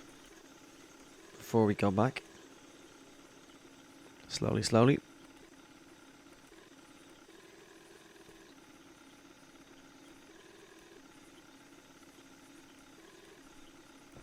Ah, come on, I didn't.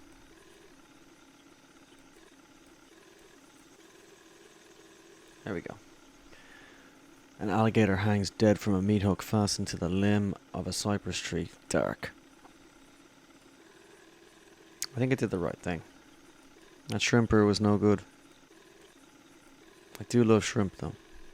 So, that wasn't easy for me. But I feel like, helping the alligator out it's good shit. It's good karma. Although, alligators are terribly dangerous.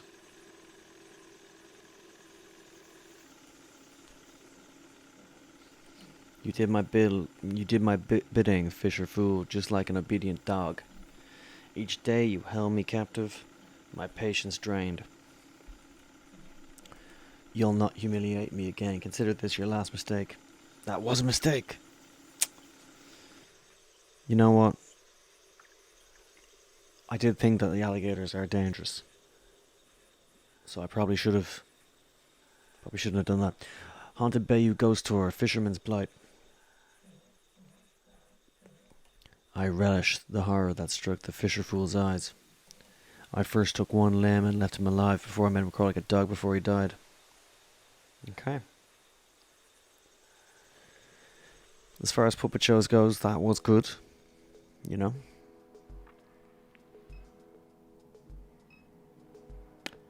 Okay, good. Let's go back to the French Quarter. That was dark. There you go. Got your hot dog. What you think of that? Hey, this is pretty tasty. Thanks for the rec. I might get another one. Nice. Just wait for it, pal. Hope you know where to find a bathroom around here.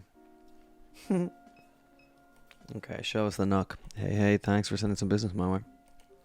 No problem, but we had a deal. Deal? You're supposed to show me the knock. Oh well, sorry, Rosie. Oh well, sorry. Rosie would be upset. Are you kidding? I sent you business. Show me the knock. That was the deal. Well, okay, but I'll only show you once, so here, listen. Ba-ba-ba-bum. That was the secret knock? Very secret. That's how everyone knocks. Who would suspect it? Okay. Let's do the secret knock. And Catherine knocks on the door and hears a subtle sound of it unlocking. Nice. Let's go. Hey, another cat. Crouton. Maybe they're all called Crouton. Let's have a look at the masks. Plastic simulacra of ceremonial masks hang on the wall. Simulacra? I don't know what that is. Mass-produced novelty voodoo dolls and tribal figurines clutter the display case. Look at some shirts. Novelty New Orleans themed t-shirts line the back wall. Trinkets. An odd jumble of Mardi Gras beads and other trinkets spills from the table. Look at the books. An overpriced selection of travel guides, cookbooks and haunted histories of New Orleans fills the shelf. What is that? Crystal ball. Let's look at Crouton. This cat looks familiar. So maybe Crouton is maybe it is the same cat. Let's look at the crystal ball. Don't touch the ball. Suppose you think you can come in here with your soft little hands and touch my magic ball. Don't work like that, love. Now I gotta clean up the smudges. I see you've been eating French fries. Greasy hands. Nasty.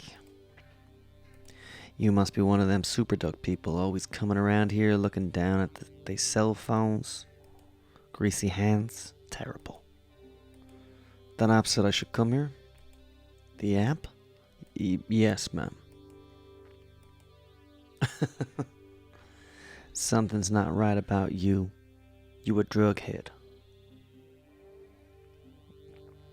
I'm sorry, is this the right place? It is, just calm down, love, you made it. Dallas, I'll tell you what's what. Go talk to Dallas. I called him when I heard you trying to break into the place. Hell of a racket you were making. Jiggling on the handle like you couldn't get a hold of it now. Now I see why. Dallas will be right down out front. I don't got the time to be babysitting you now. Now that I got all this, clean up all this. Stains all over my ball. You even check your shoes before you came in. They're clean. My shoes are clean. Well, I know that's a lie. And one last thing, that gem skull you got hanging from your neck, that thing ain't real. I know. Trashy. Jesus. Okay. Okay. Let's have a look at the boxes. Unopened merchandise boxes. Boxes are pushed into every corner of the room. Alright. Okay, let's go out and talk to Dallas.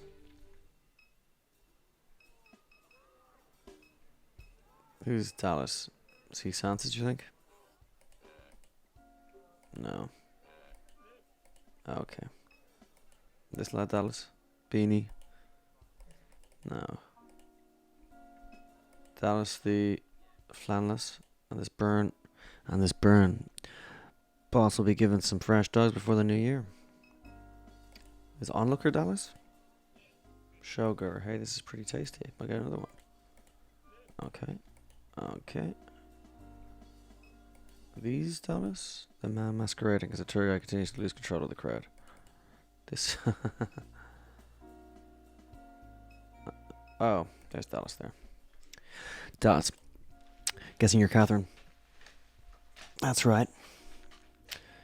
Rosie debriefed you? Was that a debriefing? I don't know if that's what I'd call it, but sure. She can be kind of... He casts his gaze into the sky and back to Catherine. Never mind. Quackjob should have a ticket with the information we need. No reason to stand around. What's SuperDuck?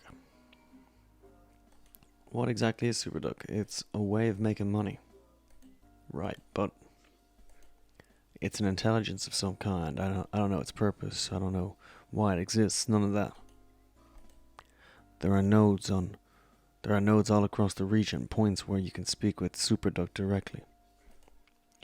These are all things Rosie should have told you. Not surprised she didn't. Tell me about Rosie.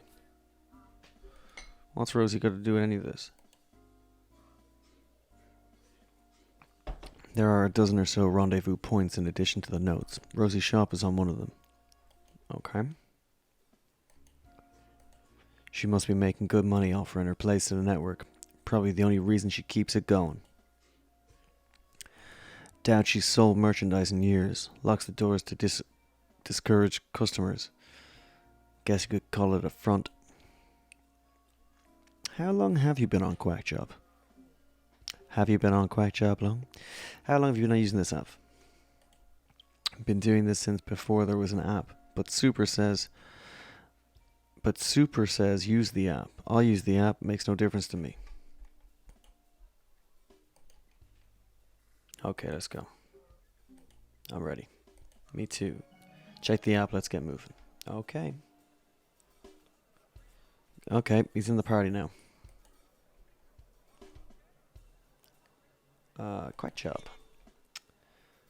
Receive orientation complete. Receive orientation at janitorial paper supplies in Fat City. Okay, you got $54 now, so we can get a taxi. Let's do it. Ooh, $17 now. Went up.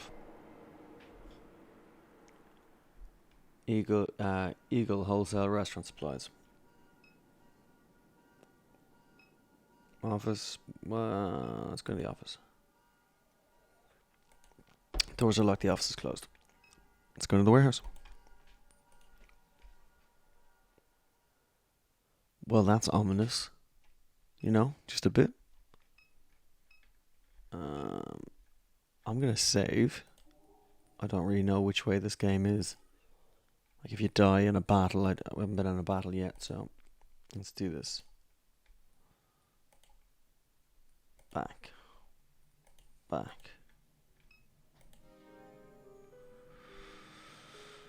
Okay. Catherine.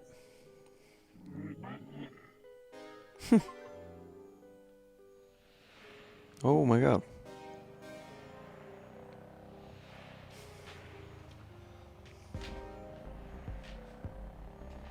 Act 2.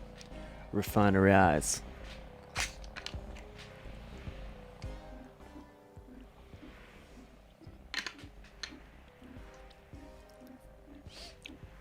Erica said Blake went to Floodgate Tavern yesterday evening. Let's pass on by on the way home. That was a robot, Louisiana.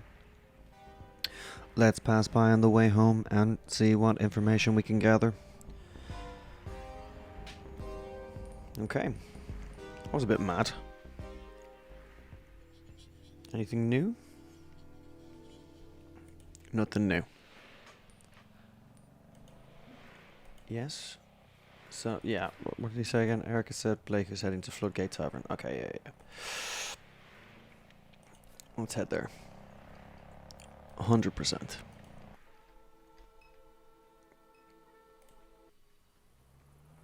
You open now?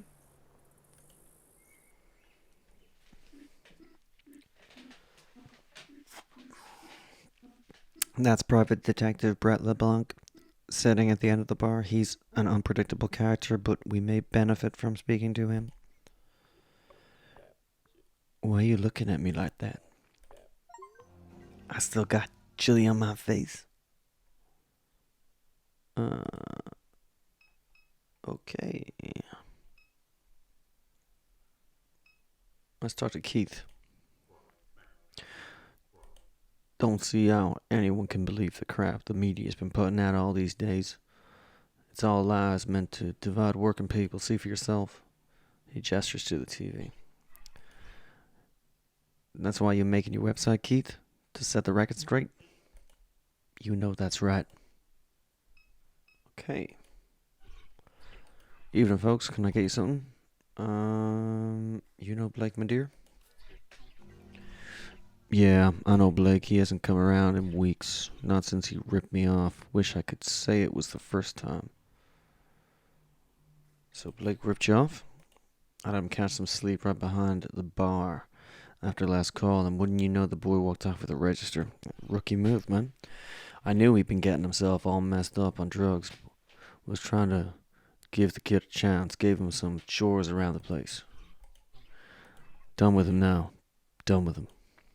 Okay. Okay, someone said Blake came around here last night. Nah, he'd be a fool to show up after. Fool to show up here after what he did. Okay, good for now, thanks. That's Jesus, wasted guy. Maybe he might know something. Why are you touching my partner? My partner, my partner. This is where he come to relax. Okay, let's talk to him again. Sit here long enough, you never know who might pass through. Hey Gus, look at this dynamic duo. Not sure I've seen these two around before today. Sure, Gus, that filthy one right there, that's Kate Madeir's oldest. Other one's a robot. You pulling my leg? That's Kay? Blues baby? Come on now. I worked the turnaround with Blue. Good man. Great man. 'Cause he had some stories, him. How come his kids came out like they did? Look at how this one's dressed. Looked to me like she headed to the job site. Or the circus. Blue passed before his time. It's why them kids don't dress right. Blue know how to dress. You're right about that one, Kate. Sad the way the kids turn out, but forget all that. You two are lucky to be stumbling in while I'm sitting here. You in the company of a top-rated professional sleuth, and I happen to have a bit of information. That's what we came here for. What is it? Is it about Blake? This ain't got nothing to do with Blake for once. This more, mysterious. You like mysteries? Blank, please. Time is of the essence. Cool your heels. I'm getting into it. Now I see why Kate kicked you to the curb. That is not correct. Save your battery life. I'm just playing with you. Tell you what, why don't you get me a drink so we can talk? Okay, let's have a drink. I need a beer for your boy. I know I stopped buying that lowlife a drink. Okay. Might need you to buy me a little snack too, seeing as my wallet's all the way out in the car, but this is enough to get us going. So alright, where do I even start? Your mama ever tell you about me? Nah. Nothing? I mean shit. She must have said something. A hard-nosed detective charming and mysterious? Give it up, Brett. Alright. I'm sure I came up. The problem is you got a piss poor memory. Us investigators, we got to keep our memories sharp. So while you don't know me, I know a lot about you. I grew up in this town. You understand, my cousin Susie's ex-husband knew your daddy when he was still at the plant. Oh my God. And Catherine, she was a few grades above me at Sacred Heart. I knew her since I was a boy. Everyone around here knew Catherine. She was always getting herself into trouble, always drawing attention to herself. People say she was kin to Jesus. Old man lived behind loops would say that. Talking about Pawpaw? Yeah, Pawpaw. Been years since I thought about him. A lot you could say about Pawpaw. He'd whisper some bullshit and get everyone repeating it. Wasn't all bullshit. Saying a kunas like me, a child of Christ, you know, that bullshit. We all Christ children. Not like that, Gus, you know what I mean, like literally. Wait. Like Jesus Christ? This was years ago. Long before Blue died, Pawpaw told the priest and the family of the Cajuns that a family of Cajuns came from Christ. Jesus. Said Catherine had, how do you say it, like Jesus blood. Got it from her daddy's daddy. And so on, all daddy's daddy, and so on, all the way back to the old world. Like in the movie, one with the volleyball. That ain't the right movie, Gus. It's the one with the priests and stuff. Hell, I don't know. I don't watch movies. Figure some of it's likely to be true. You believe any old shit, keep. No disrespect. Catherine never noticed she was off on her own planet, wild as she was. Pawpaw never wanted to be seen. He was watching Catherine, but she weren't watching him. Blue wouldn't let her know. Blue wouldn't let her know, man, like that near. Blue wouldn't let no man like that near her anyhow. You got a point there, Keith. You'd be foolish to get in Catherine's way. Where she went, trouble followed. But I admired her. She admired me. Are you sure about that? She never said much, but I could tell. She only talked to you when she needed a free hand, Brett. Like hell. She did all she could to get my attention. I just had too much respect for Blue. Couldn't dishonor the man's memory. The bartender shakes his head. Sometimes you make me sad. Don't mind Gus. I always been the handsome one, and he gets jealous. Made me forget what I wanted to tell you. Oh, that's right, your house. It's out there near the fence. This line. Maybe it's... Wait, sorry. Oh, this is right. Your house is out there near the fence line. Well, that's right behind my place of business. I got a window that looks out on the yard, more or less. But this is just a pretty long story, and like I was saying, I ain't got my wallet with me. And you want us to buy you another drink? That's a real generous offer, Robot. Thank you for that. Unbelievable. Okay, another drink. Okay, LeBlanc wants another one. Word of warning, he'll bleed you dry. Okay. This is the cheap stuff. I ain't complaining or nothing, just making an observation. Tastes like dog piss. This real important information I'm trying to share here valuable. You might say, you buy me the cheapest beer in the house? A little rude maybe, but that's okay. That ain't no problem. So listen here. This is what I wanted to tell you. My office window looks out at your ma's yard, and I'm always keeping an eye on the street. This was a little ways back, right after Catherine passed. I was looking out there on the street like I do, and I was seeing these shield security types leaving the house. They was carrying a box. You saw shield security leaving Catherine's house with a box? That's what I'm saying, Robot. They was walking out the front door with a box, casual as can be. And where the hell were you? Ain't you some kind of security robot yourself? What would S.H.I.E.L.D. be looking for? Well, hell if I know. Laura St. Clair. The regional CEO they got over there, she always took a bit of an interest in your mama. I hear she's a loose cannon. Why would she be interested in my mom?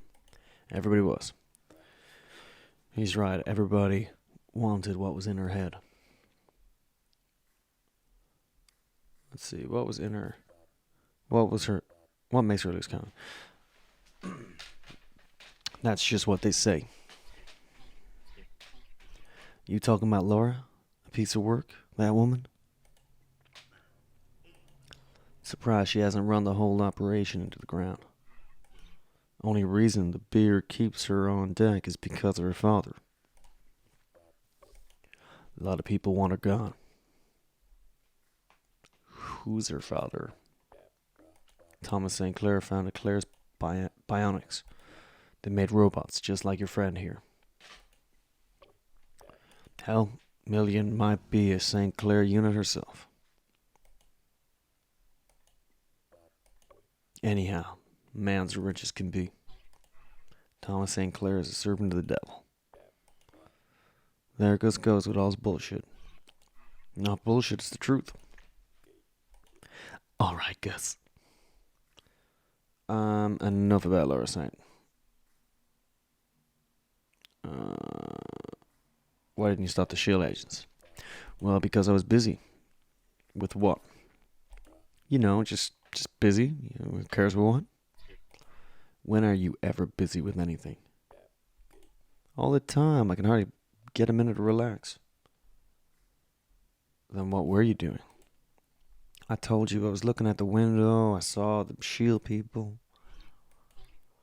So answer the question, Brett. You see these people breaking into a home. You're always coming around here bragging about stopping the bad guy. If I wasn't so busy, I might have killed him. Sometimes I wonder if half these stories you tell. Ask around town, everybody knows I'm a killer. Are just fantasies you make up to convince yourself. I was taking a shit. The detective smooths his tie as a moment of silence settles over the room. The window is next to the toilet. I'm always watching the street because I have irritable bowel syndrome. I hadn't even started wiping when I seen them shield dudes, alright, bro? Would you run down Apple Street with poo all over your ass? Gus. The man closes his eyes and shakes his head slowly. I take that as a no. You wouldn't. Nobody would. You got to have a clean ass to fight crime. Everybody knows that. I've been done wiping. I guarantee you they'd be dead right now. I'm serious. That's enough. Before you go, I got one more thing. I'm hungry. Would you be a real nice gesture of appreciation if you bought your informant something to eat? Okay. And circle back afterwards. I might have a little more information to share. Okay, good. Anyone else? Don't see any. Believe this crap. Okay, that's all the same. Okay. I think we done. Before we leave, let's be sure to gather all the information from LeBlanc that we can. Work my tail off now. Gus trying to make me walk all the way back to my place of business. The wallet's shameful. Grab me something for the bar, will you? Tell me more about Pawpaw. What you wanted to know. How do you become fixated on a small town like this? Your mom attracted attention? He's watching too many movies, cooked up some strange ideas, got his wires crossed, that's my guess. Sounds about right to me. Yeah, where is he now? Oh, no. Where is he now? Living in a ditch somewhere. So maybe that's Ditchman. That ain't nice, Gus. He left here a long time ago. He used to do odd jobs, roofing, fabrication, that kind of thing. Don't tell him where he went. Probably looking for work. How well do you know him? I'd see him walking by every now and then. We'd exchange a few words. They say he threw a brick through the church window. Okay. That had people buzzing. A lot of us knew who he was, but no one knew much about him. One of those kinds of people. That's enough about Pawpaw. So, let's see. Why don't you ask why don't you ask us about that? I don't keep up with Blake no more. Too much trouble. Alright. Okay, make sure Gus has got nothing else. What now? Old boy got hungry? Yes. Sucker born every day, I guess. Good for business, I guess. LeBlanc can certainly talk, but he possesses valuable information. Must be sure to find out everything, before we leave. Okay. We give him some chips. Should have mentioned I don't carry much for fries here, but that's okay. I ain't complaining. Just would have liked me a sandwich is all, but forget all that. What's important right now is that you understand what I told you. I saw shield tugs leaving your mom's house with a box. What the box contained, no idea, but they was in there looking for something, no telling what. They got them headquarters deep inside the refinery, in that old plantation house where the real action happens. If I had to guess where they was heading, that'd be it. Say, Keith, you getting all this? Every word. Keith's making himself a little news website. What's the name gonna be, Keith? I got a few ideas in mind. You just like Duck, bro. Duck used to be a news junkie too, digging up dirt and all the bigwigs. That was before the cancer knocked him on his ass. Some people just want to know the truth. You been by to see Duck, okay? The man could use visitors. Who? No wonder you don't remember your mama talking about me. You got a peeking for a brain. Okay, I find it surprising that you don't remember Duck. Even the damn robot thinks it's sad. You got a perk Catherine turning in her grave, kid. You better go see him. That old boy knows shit no one else does. Where is he? What do you mean? Kate must have took you to Duck 1,000 times. Just think about it for 2 seconds. Perhaps LeBlanc is right to suggest that we visit him at some point. Perhaps. Oh, yes, quite. Why you talk like that? Did they make you in England or something? You sound like a queen. Thank you. Weird ass thing. Anyhow, figure I'll be seeing you two again. Good luck. Burp. Excuse me. I have more questions. Hurry it up then. We'll need help getting into the refinery. Getting in that refinery ain't easy. I know that much from experience. You should find one of them people that they've been talking about in the news to help you out. Oil pirates. Barricading Highway 1, diverting all pipelines, all of this. Them the only kind I've ever seen to get through security. They were saying on TV one of them pirates been hiding in the battered woods. It's all over the TV. He points to the television. Another pipeline explosion has left residents of Lower St. Charles Parish shaken. Shield officials have determined that the source of the explosion was due to a botched attempt by oil pirates to divert the flow of oil into a stolen barge. A man familiar to local law enforcement, only known as Lucky, was among the pirates. Shield officials say he is believed to be hiding in the battered woods along the east bank between Kenner and LaPlace. Residents are asked to call Crime Stoppers with any information. Okay. This is taking another unusual turn. Eric has told us that Blake was heading here yesterday evening, but the bartender says that Blake hasn't come by weeks. Something may have happened on his way here. LeBlanc says that Shield has stolen a box of your mother's possessions. We have nothing else to go on. We must retrieve the stolen items and hope that they point us towards your brother. Accessing the Shield's headquarters won't be easy without assistance, perhaps impossible. I suggest we recruit help before attempting it ourselves. Okay.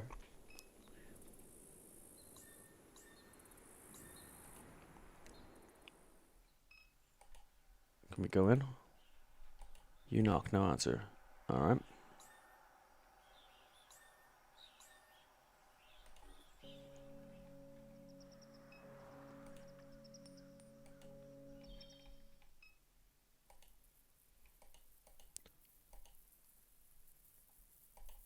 Okay, so we don't have that card yet.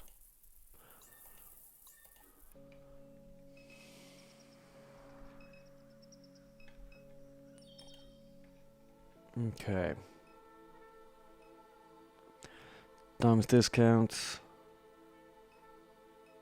Floodgate Taverns, we've just been. Oil refinery. What's in here? The sprawling Shield Industrial Complex.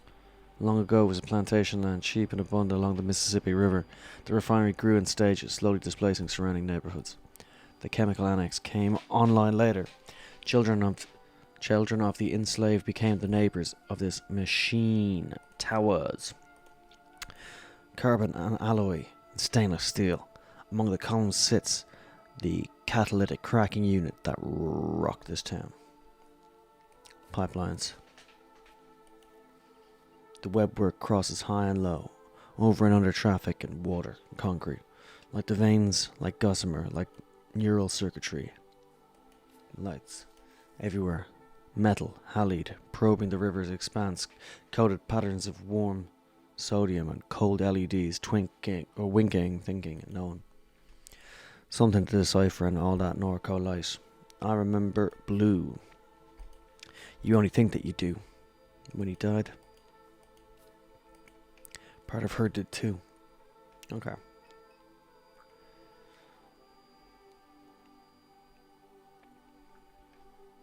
Okay, so where am I going? Times discount. Let's go back here.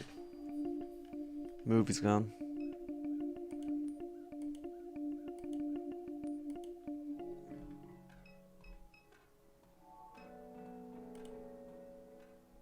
Immaculately stocked cigarettes.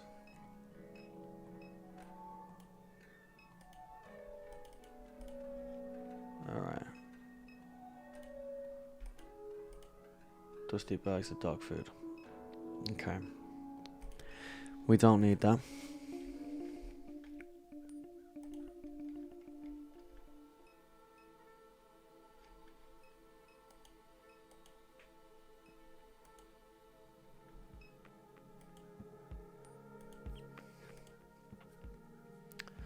Probably gonna try and get an invite to this Quark Cap people have been talking about. And it's gotta be better than this. Same thing, okay.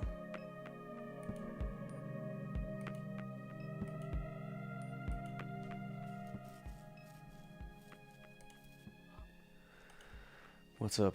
We're trying to get into the refinery. Weird, why? They stole some of my mom's stuff. What stuff? We don't know. Well, be safe. Do you know how we can get in?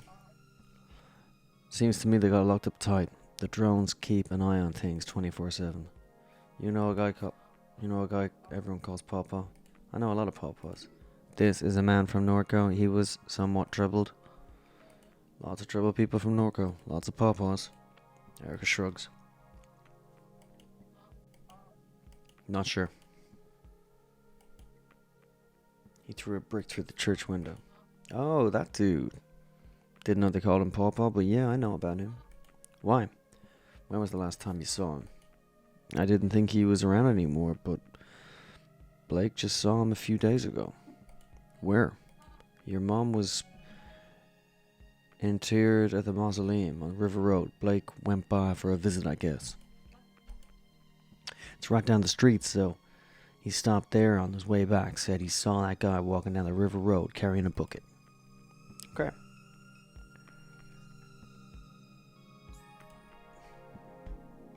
Let's go there. Mausoleum.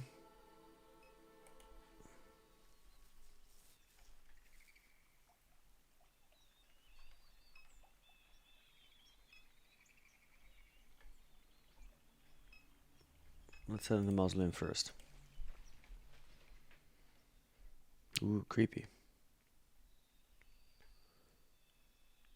Little bit creepy.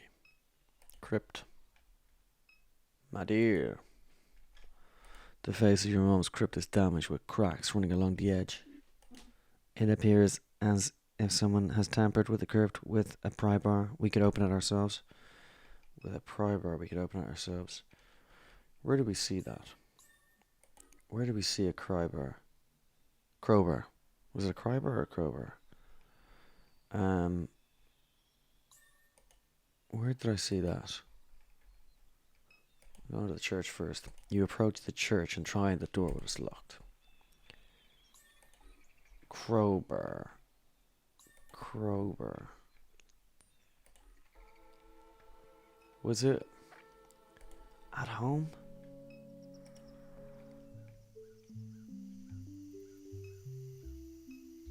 Pry bar. You grab the crowbar line on the ground. Brilliant.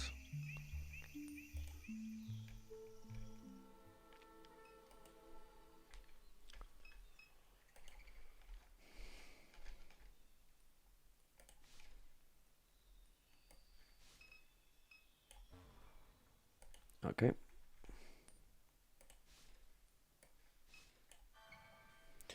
You pry at the cracked marble face of the crib. It peels away from the thin cock beat effortlessly. Someone has removed Catherine's casket. Jesus.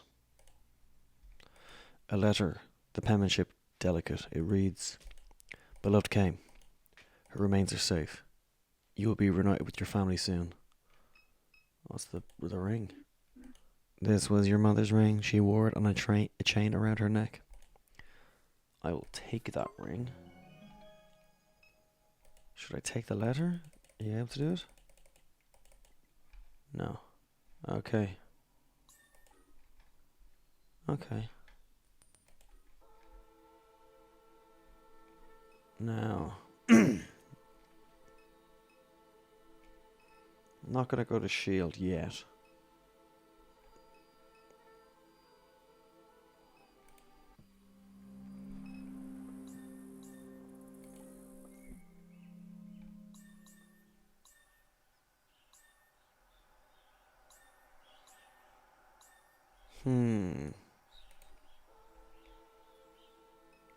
Head back here.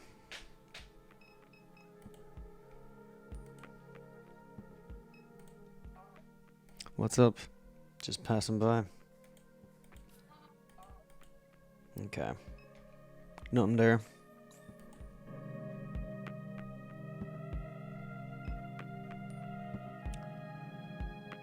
So I got her ring. The ring that your mom wore around her neck, okay.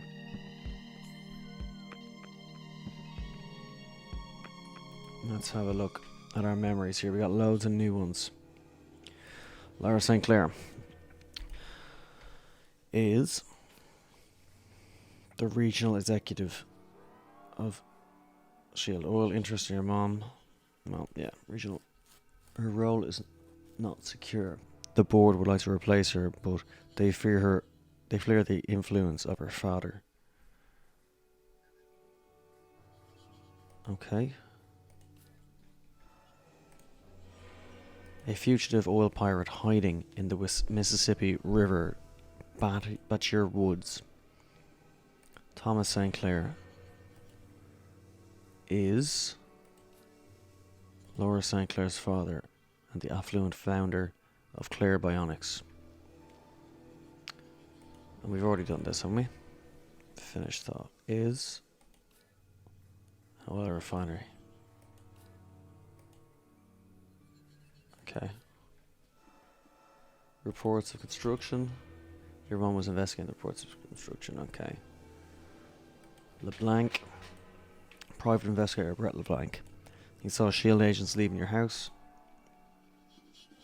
You know Troy? Troy knows your family. Yeah. You know that. Ditchman. And Duck.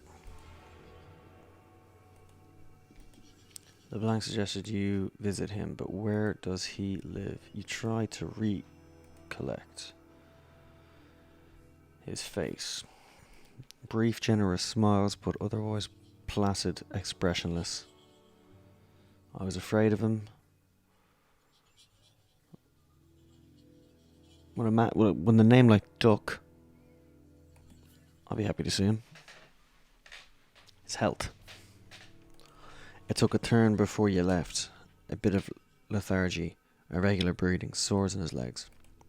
Your mum brought him food on days when he was unable to stand.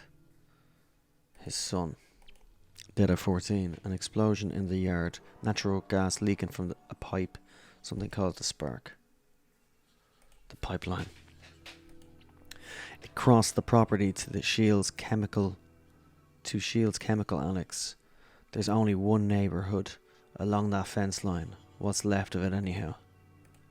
Small fragments of his home pass through the black ink of your mind. The perennial accumulation of dust, the damp curtains, the pile of cans on the kitchen table in those refinery shadows of the little slab bungalow. Duck lives in Dimes. Okay, good. Dimes. Dimes is a neighbourhood along the fence line of the Shields Chemical Annex. Duck lives there. Good. And I think Million, yes. We need to find a way into the refinery. Access, we visit Duck. There's a fugitive. High along the Bachelor. Yeah, we saw him mentioned in the news. Allegedly an oil pirate. What about him? Are oil pirates common? Increasingly so. The pipeline network in this region is largely unmonitored. Claire Bionics and others are developing new technologies to address this. Where is the Bachelor? The Bachelor Woods are along the Mississippi River near Dimes Discount. Maybe he can help us get to Shield. That's reasonable to assume. Never mind. The blank suggests we... Yeah, may have some idea. Good. Good. We need to find a way to the refinery. Yes, Shield stones are his possessions. We can attempt to infiltrate the refinery ourselves, but I don't think we'd be successful. Let's ask around. Yep. Okay, we know where we're going. Dimes. Lovely.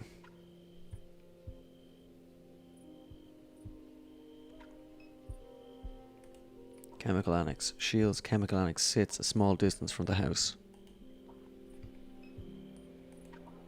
Let's save this again. Just for the crack.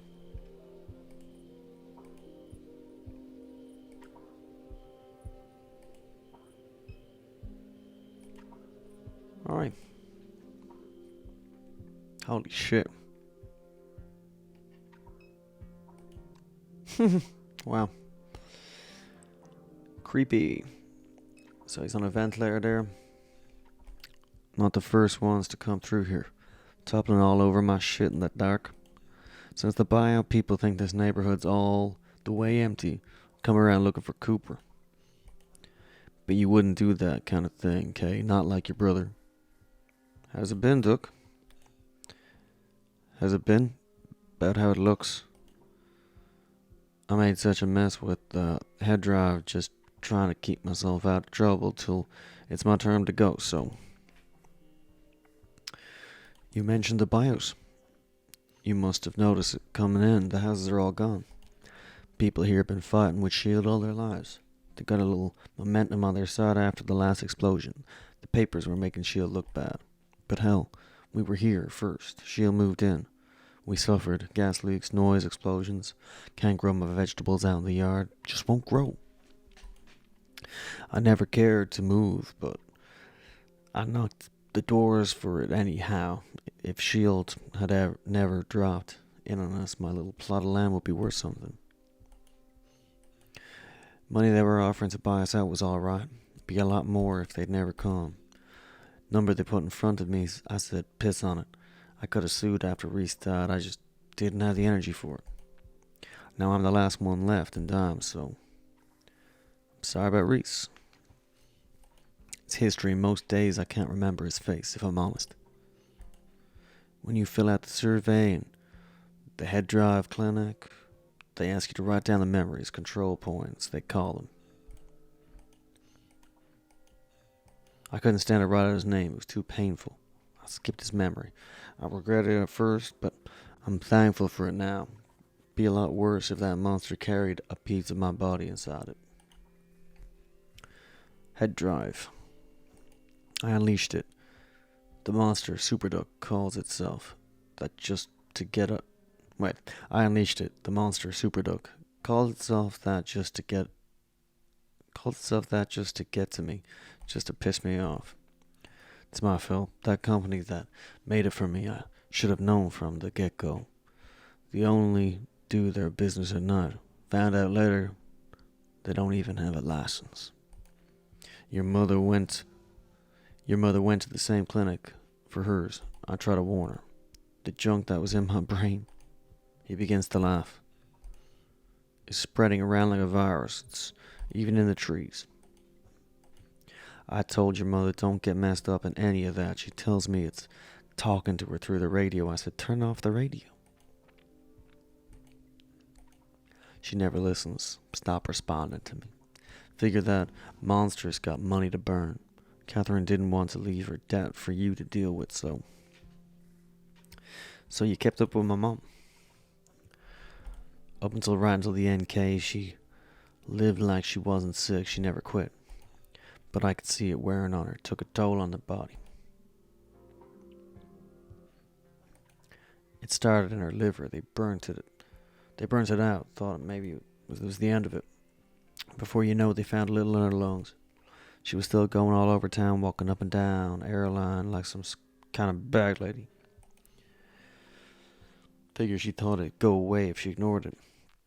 But that didn't work out for her. Once it came for me, it never did quit. Been getting sores. Cramps every day. Can't keep nothing down. I tried to tell her that. I said, Catherine, this is not the kind of thing you can work off. You think she listened? By the time I got to her brain, that was all there was to it.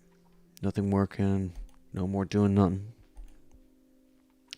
But she'd already gotten fed up with me by that point. Never really made amends before they put her in that mausoleum with your daddy. Hurts my heart thinking about it, but what can you do? No hiding from God's will.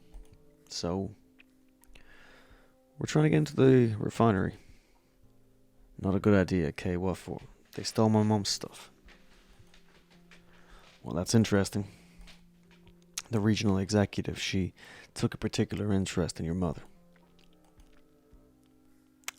Why? She wanted to know the things Catherine knew, I suppose. Your mother was out in the lake. She heard Shield or someone was building some kind of rig out there. She wanted to find out for herself. She didn't find out what she was looking for, but she found something. Sounded to me like her medication was messing up her head, but she insisted it was real. Some kind of UFO said followed her for nearly a mile. But anyhow, that CEO, they got a Shield. She's about as far out of her mind as your mother was. She must have been caught wind of all this. Catherine got to be careful in her old age, paranoid even. The important thing she kept hiding, whatever Shield stole, it wasn't nothing important. But you want to get it back. Can you help us get in? I'm gonna regret telling you this, but I've been sitting on it so long, been dying to tell someone. I don't know how Shield managed to do it, but they fucked up. They bought out this neighborhood, and ever since they did, they put me behind the firewall. Got a computer terminal back there. Every time I boot it up, I get a view of the inside. Not like I know what the hell to do with it. Clicked around a bit, but just got myself lost. Can't hardly read the screen. Computer's back there in the little library. Have a look. And whatever you do, Kay, I'm asking you to be careful. I have more questions. This monster, my mom was working for it.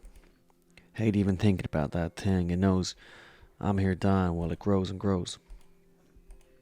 That must have been the big yolk that we seen. Big disgusting toxic birds sprouting from the ground all over the region with teeth and hands and all kind of shit. Unbelievable. Turns my stomach. But you know what? I won't be the first to die. Hell no. It roped your mother into some lunacy. She wouldn't tell me the details. I couldn't get a single word out of her after a point. Did you attend her funeral? I planned to arrange for my godchild to pick me up and everything, but the day of the service I could hardly walk. I heard from a couple of people it was a beautiful one. For all them bridges she burned, there were plenty of people that had nice things to say. Even a few of her colleagues from the university showed up, the ones who got her sacked. I know that of Chapter S. They buried her with that fake little ring she always wore around her neck. She said it reminded of her she was.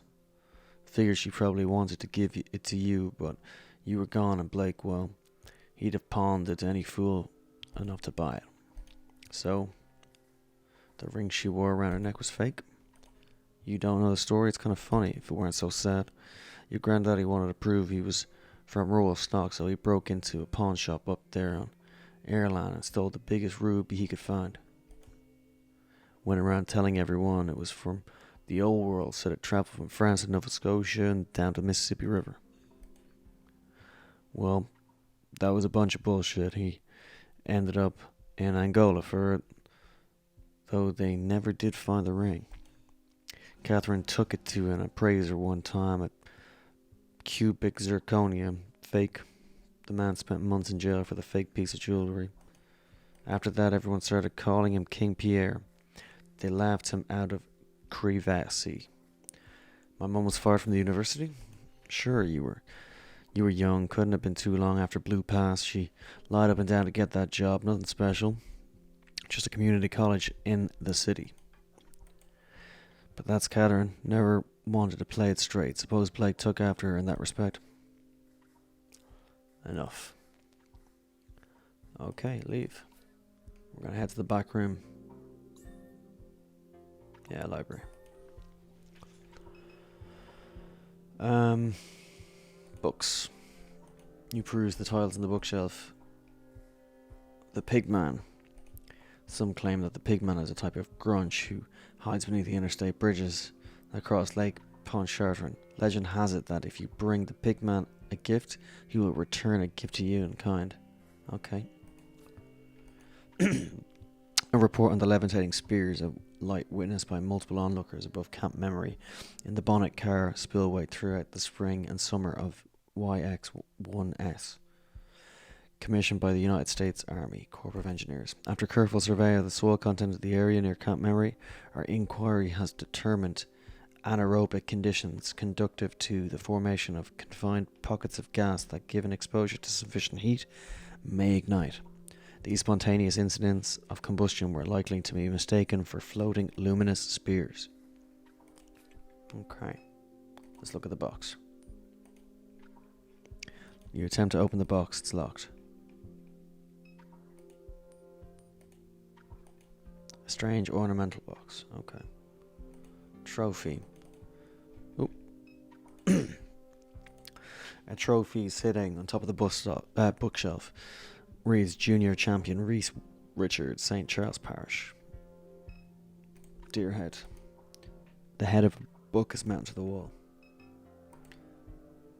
Ephemera, a collection of bills, letters, and photographs are pinned to the board. The photographs are of various industrial and infrastructural landscapes that you recognize from around the region.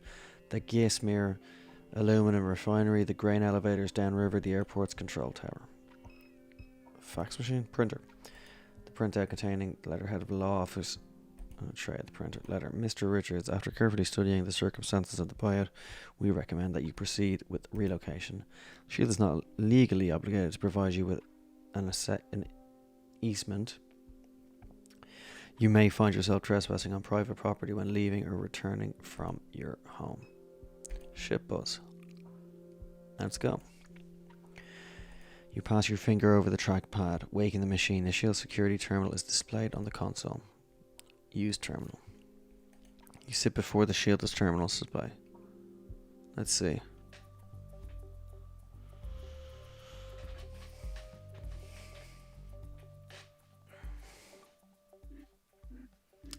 This is a map of the Shield's Sentinel drone security fleet. The entrance to the refinery is in Zone A.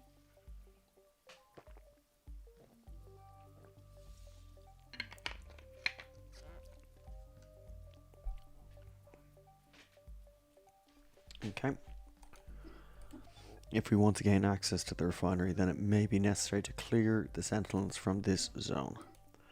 There are currently 3 drones patrolling Zone A. Perhaps there is a way of relocating them to other zones. Okay.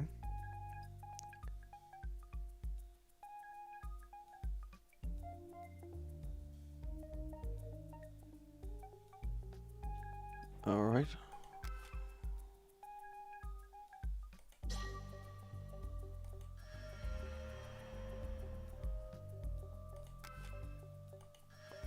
Oh.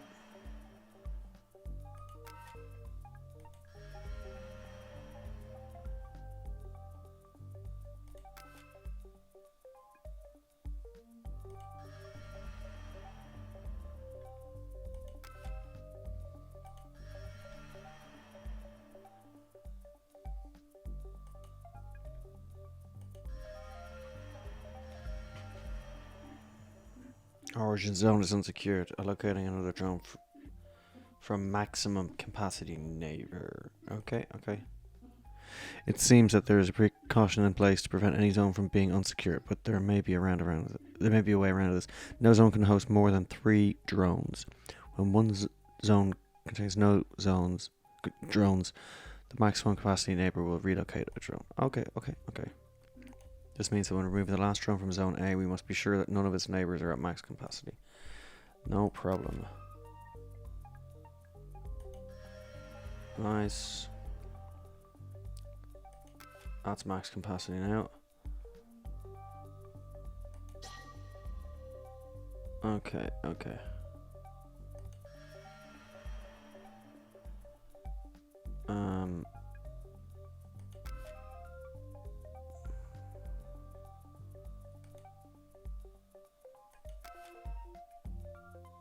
That's at max capacity.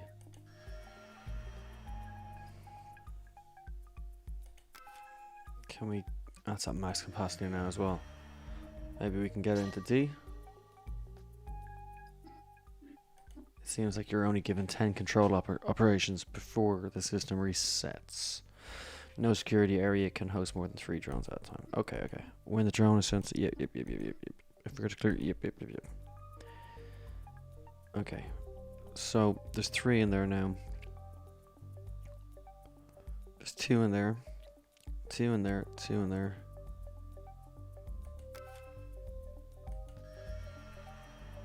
Alright.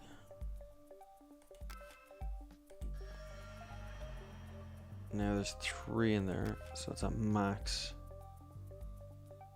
That's at max.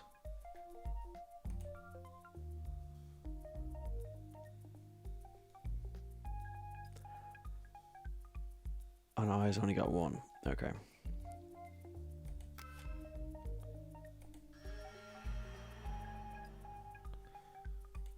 Okay.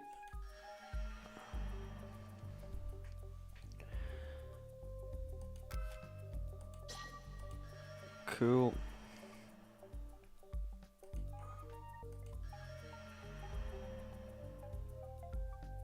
Nice. Deselect. So, not on max capacity, not on max capacity. Not on max capacity. Alright. So, we need 1 more over there. And then this one goes into D.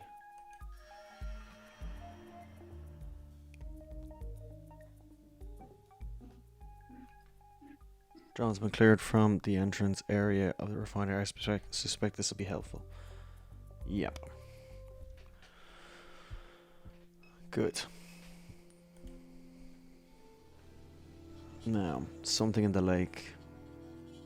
Oh, we have the ring as well.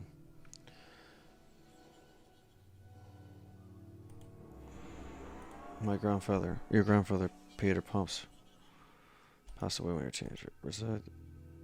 Prayer. Yeah, we knew that one. Look at the ring. Your grandpa broke into a pawn shop, stole a jeweled ring to uphold his line from French royalty. Your mom later discovered that the ruby was made from synthetic material. She still wore the ring around her neck until she died. She was buried with it. Head drive. Your mum versioned her consciousness at the same disreputable neural version in clinic as Duck. The device that hosts her consciousness is called a head drive.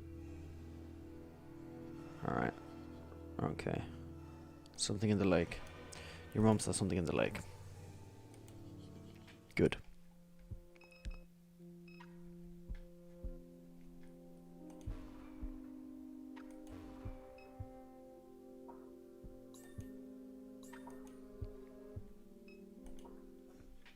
How are you doing, Kane?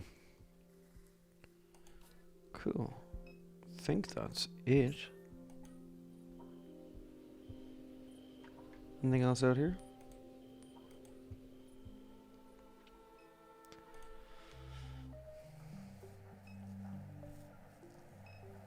Guards.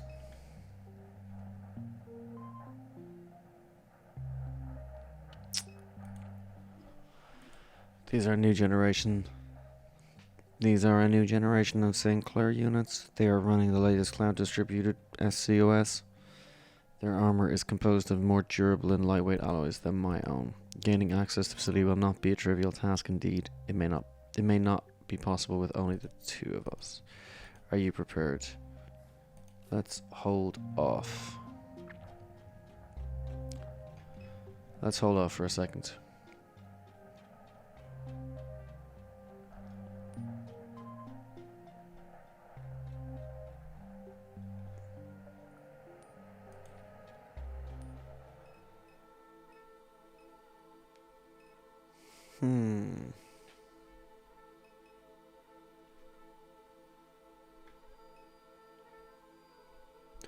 That's just where we were. Let's see if the church is open. No. Anything new in here? Nope.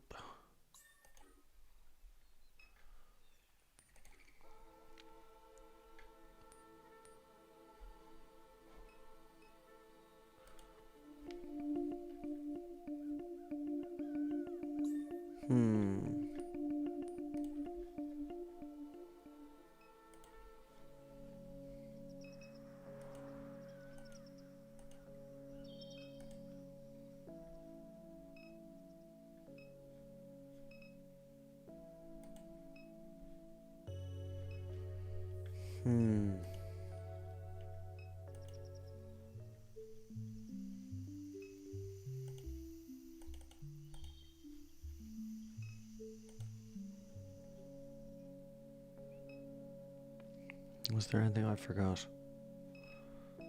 Is the attic still it? Oh, there's nothing here. Nothing here.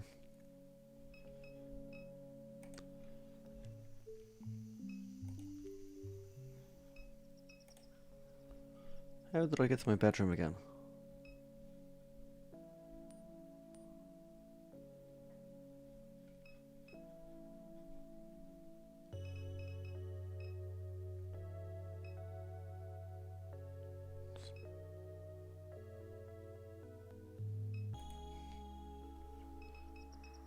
Okay. Anything here?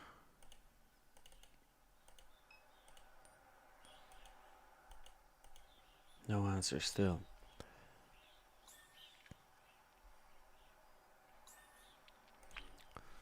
Let's head back to the tavern just in case before we go. I think we need to ask this dude. You two knuckleheads managed to figure out what Shield was looking for and come and tell me. A good detective should know what's going on.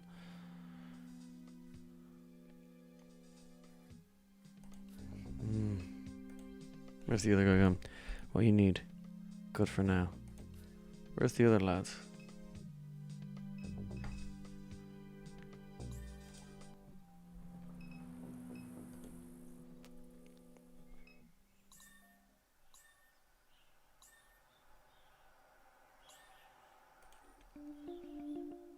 Nothing in here? There's nothing in here, then we're just gonna go straight for the fight. More fuses.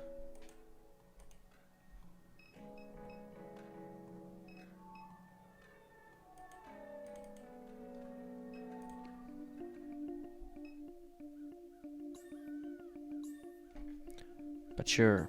That's where we need to go. Nice. Looky. Either you see a dog, little black pit, green eyes. You see her? You send her this way. She answers to Potts. Cool. Okay. Well, so what? Looky make the news. They want trouble. Here I am. You see this dog? You send her this way. Okay. 100%. Memorial languages in the river mud. 2x4 cross plywood plaque. Cairns of a pulverized concrete. Sprayed haphazardly onto the plywood is a remembrance.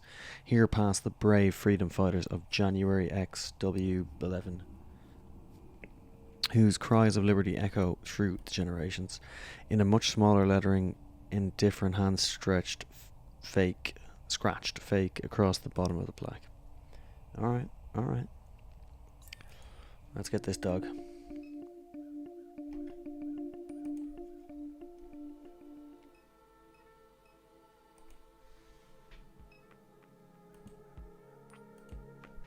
Potts. Wait a second.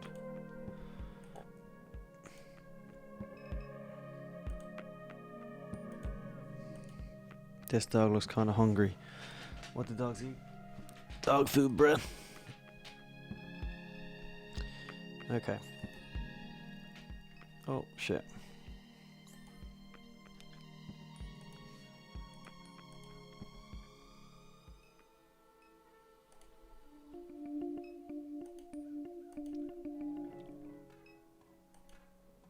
I need some dog food.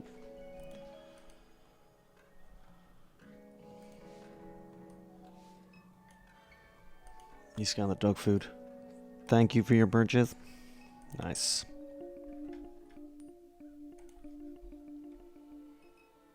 Two scrappy books.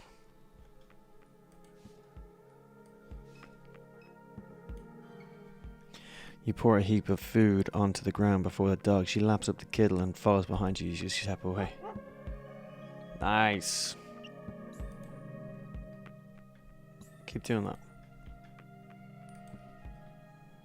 Where did I go? Here? That's her. Pots. You brought back my pot liquor. She was having me worry. Pots now. She is tough as they come, but Lucky thought that they had her. He reached down and pats the dog behind her ears as she pants eagerly. He regards Million. Say, robot, you look familiar. You a Claire Bionics unit? No. Alright then, just thought you might fill Lucky in one of those. Fill Lucky in on a little gossip. What gossip? Laura St. Clair, she one unusual character, turning that refinery inside out in some wild goose chase. For what? What I was hoping the robot might tell me. But anyhow, they call me Lucky. I stick around here. You need help, you find me. Help is just what we need. Is that right? We must infiltrate the shields to retrieve some stolen property. We could use a hand. I've done gone past those fences more than I can count. It's a good time. Even got me a couple of grenades in my bag. Lucky, come. Count on Lucky. Alright.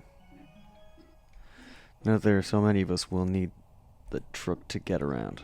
Let's go to the house. I hope to finish repairs quickly. Okay. Yep.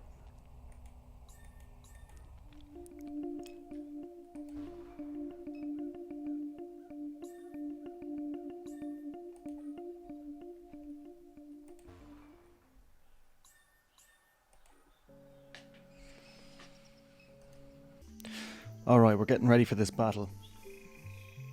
We have the old fella Lucky, Million, our lovely robot. Let's see how Lucky's feeling.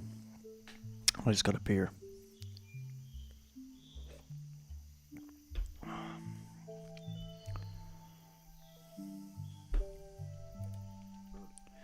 So this Miss Madeire's house then.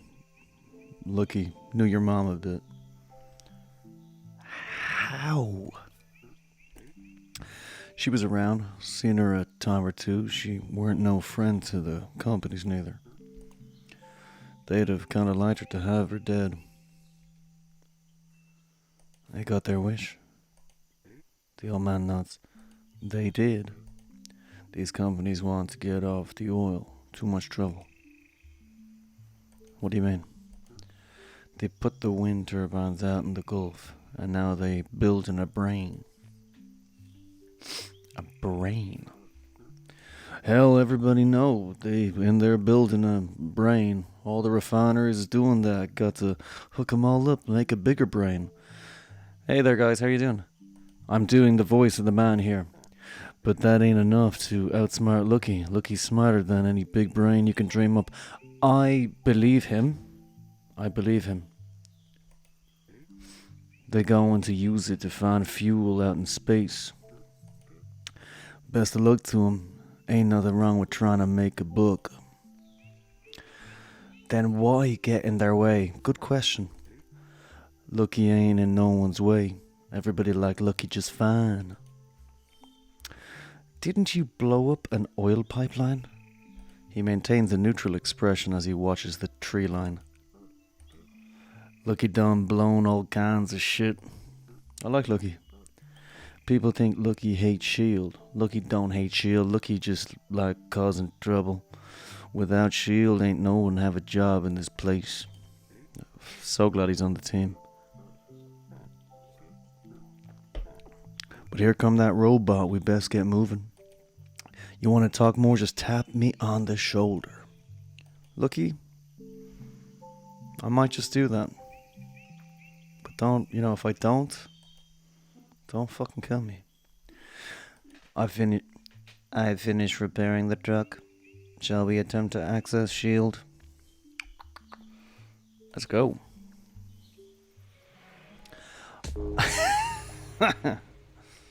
Monkey flies from the bed of the truck as million speeds down the highway. We need to get Lucky back. We need to get feckin' Monkey back. Let's talk to Lucky again. Lucky shouts over the noise of the highway. What you got, Kate? That's Lucky shouting.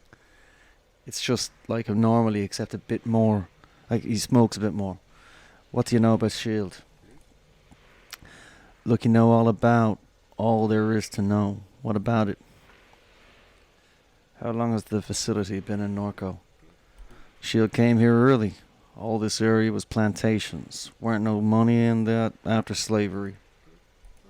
Got all that oil right there in the Gulf. Oil companies come in, get the land cheap, river connects straight to it. Whole operation down here used to run from their central headquarters. Then they split up to get around some laws. Now you got this regional corporation with Laura St. Clair at the top. The man laughs. Bet they regret that idea. Tell me about Laura St. Clair. Laura St. Clair is the regional executive of S.H.I.E.L.D. Norco. Board of directors appointed her because of Thomas, her daddy. They was thinking they get her daddy. Look at how that worked out. She done lost her mind. And Thomas, he don't want nothing to do with her. What do you mean? Well, hell, it's in all the newspapers. She been sending survey teams out into the lake. Why she send them out there? Don't make no sense. That area of the lake, they ain't got no oil, no salt, domes. Whatever she looking for, it ain't much to do with the oil. Tell me about Thomas St. Clair. That's Laura's fucking dad. Thomas started the company that gets all the security contracts around here. Got his degree from LSU. Moved out to California to make robots. Man's a billionaire. S.H.I.E.L.D.'s board of directors appointed his daughter, thinking they could get some of his expertise at a discount. They ain't known the drama back then, but they sure know it now. Thomas legally disowned his daughter. She tried stealing Claire Bionics out from under him. Some people say she even tried to kill him. You said they're building a brain. She'll try to find a way to get off the oil. Too much politics in it. What they want is to find minerals where they ain't no people. And where's that? Look, he points up at the sky. Out in them stars. But you can't go flying around up there without a big brain. That's why they were hoping to get at Laura St. Clair's daddy, but too bad for them. Alright, lucky enough about S.H.I.E.L.D. You from around here? So you from around here?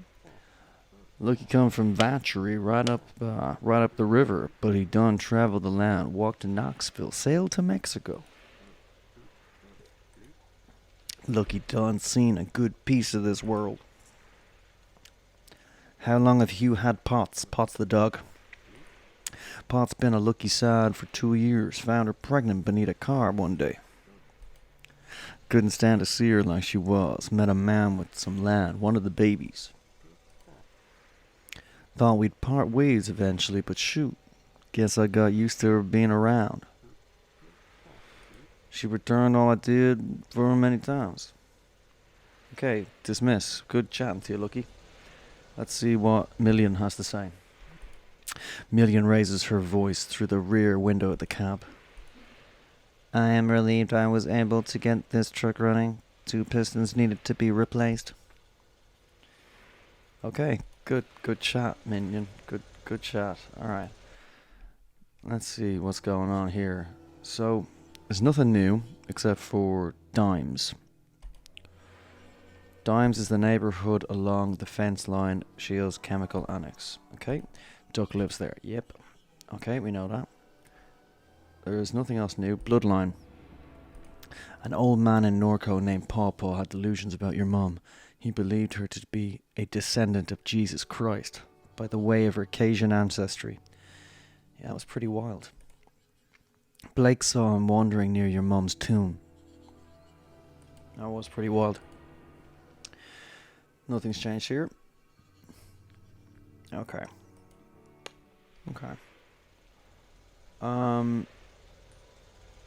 Airline highway. That's where we are. Anything else here? Don't think so. I think we're ready for it. I think this is going to be the first fight. Yeah, there's the bastards. Guards. No sentinel and drones around. Once we clear these 2, we're in. Ready? Let's do it. The man nods. Okay. So, select fighter. I'm gonna select this guy. Look, he's a crazy motherfucker. Get this guy first. Oh no! Shit. Okay. Try it again. Or do I need to use him? Okay. Go for him. Bang. Yeah. Okay. Let's get this motherfucker. He's going down. Ah! Yes! Okay. Let's try and get this guy down. Ah! Got it. Okay, critical. Ooh, he's not looking good.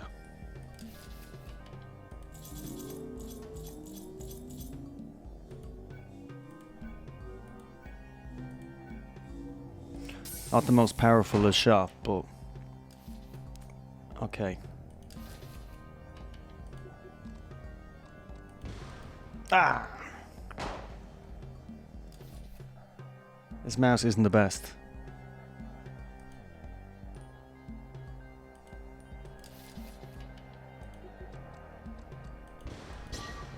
Yes. Not too much to it. When them citizens not around here, you more or less walk into the place. And would you take a look at that big fella? The freight mover. Hell of a machine. Could really put on a show with one of them. Lucky just thinking out loud. Let's get to it, eh? Refinery's ours. Okay. Catherine. Oh yeah, this is where we left Catherine.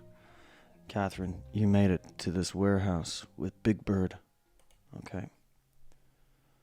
Catherine, if you haven't played this game, it's my first time playing it through.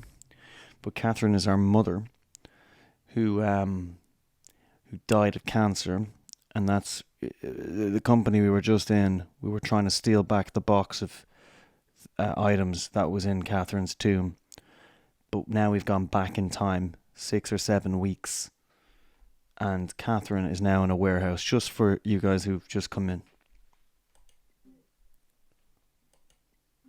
I sure did. We have a job for you. It will pay.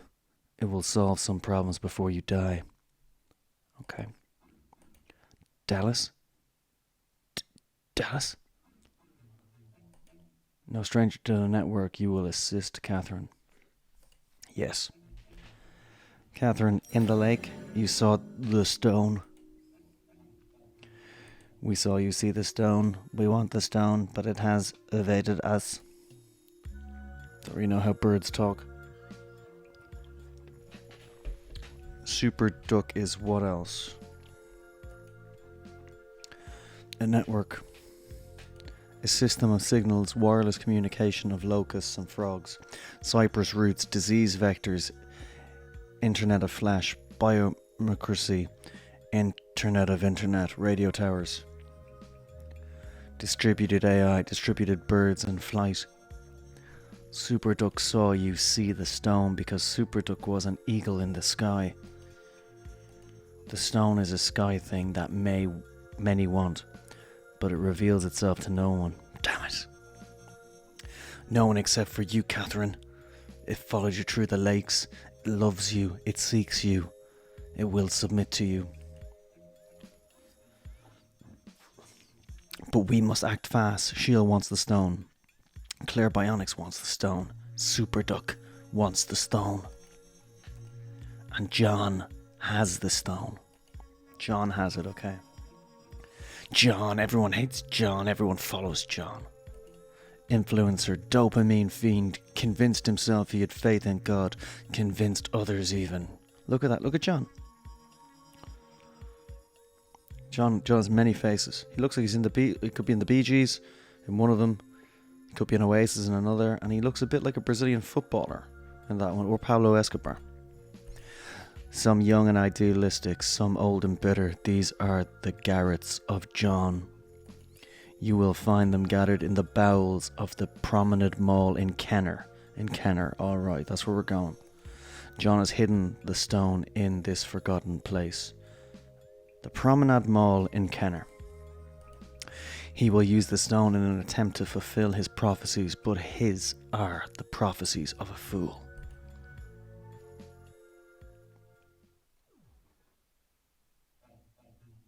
Got it? Go get me my shiny stone. Hurry, before you die. I want to eat it. Have a good evening, you two.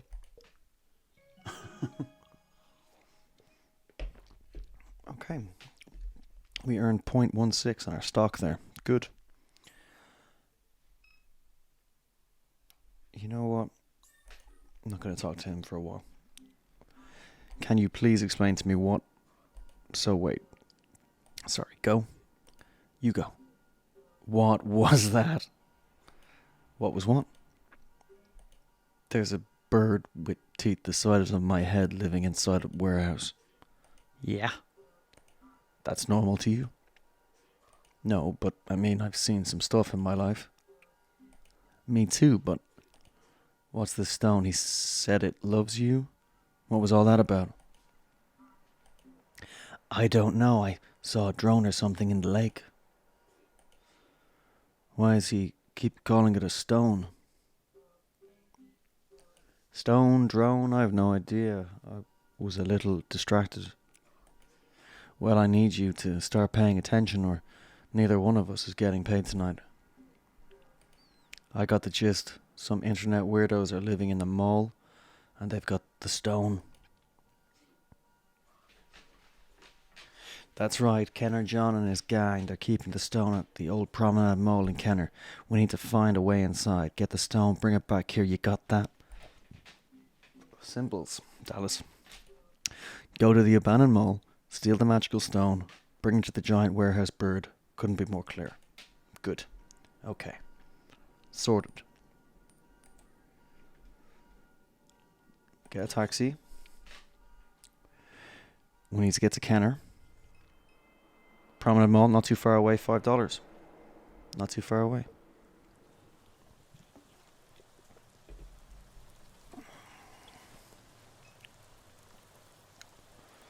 What's this car doing? Let's try and get in the front first. Probably locked. Not locked. Oh, it is locked. It's the Garretts. Two teens speak in whispers behind the gate. Each has a similar bowl cut, lacks shoes, and wears a blue-collared shirt with a name tag that reads Garrett. The older of the two eyes Catherine indifferently. He looks like the fella in the little flash. Garrett, yeah? Is the mall open? Been a long time since I've come by this mall. Is it still open? The two boys snicker.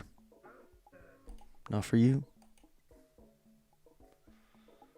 We're trying to get inside. Either you gentlemen care to help us into this place? No one's gonna help you. You have to help yourself. Is this how you live your life? Walking around parking lots in the rain asking for help? More or less. It's time you take responsibility for yourself. Lift. Become strong. Get a new fit. You look like you're wearing a bag. Oh, Jesus. No more soft drinks. I hate soft drinks. Then don't drink them. You need to be initiated before we can even consider letting you in. Initiated how? Humor us. How many readings have you collected? How many readings have you collected? How many readings have you collected? How many readings have you collected? So there is 3. It's 9. I think it... Wait, 3... Was it 12? I think it was 12. Wow, lady, you're stupid. 12 readings? You just pull that number out of your ass because you're old.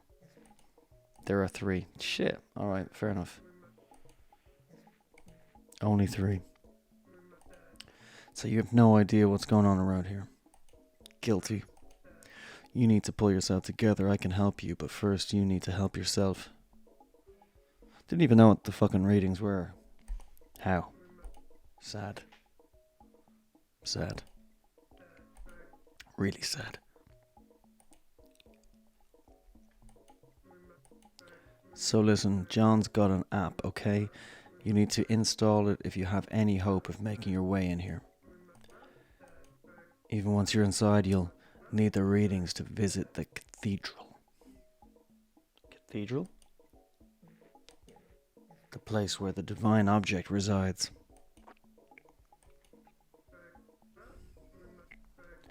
Don't talk about that with the sieves, moron. What's the app called? What app? The one you just mentioned 2 seconds ago to get into the mall. Oh, John Kenner's book, or no, it's Kenner John's Apocryphon. That's it, Kenner John's Apocryphon. Install that shit. Catherine pulls out her phone. Done. Okay, app installed.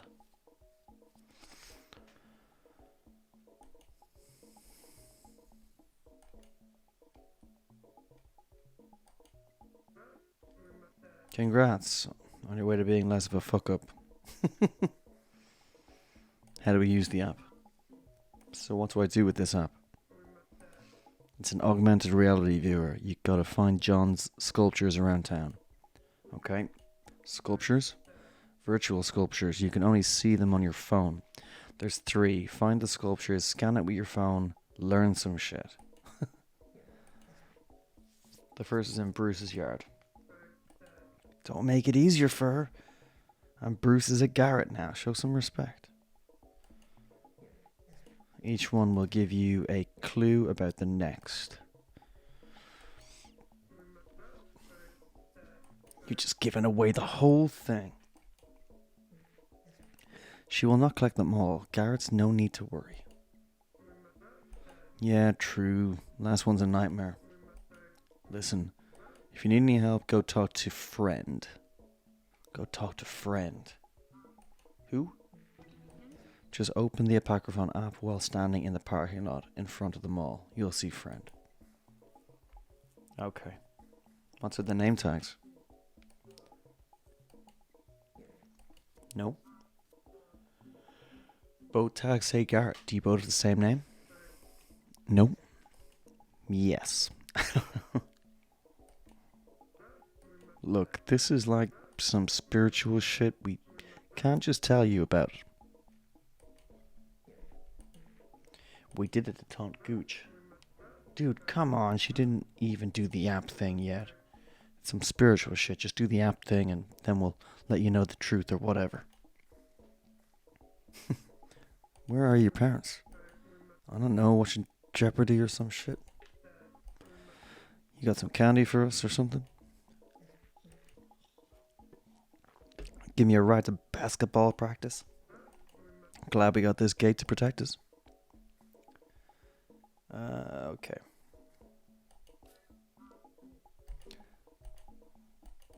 He's outside. Okay. And the stairs. Some kind of recruitment video plays on the monitor above the entrance. Imagery flashed across the screen, punctuated by text. Find all 3. A name tag that reads Garrett, pinned to a crayon blue shirt, earn the badge. A tower circle by scaffolding. Find salvation in the stars. Okay, I get that. Well, let's use the app first. We can find friend.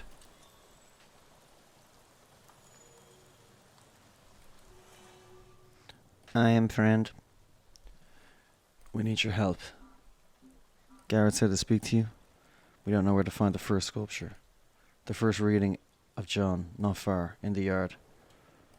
So it must be around the side.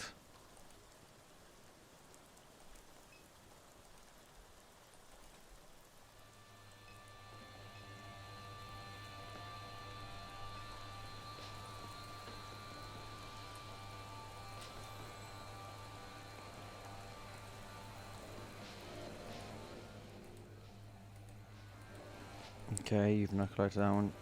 Not collected that one, okay.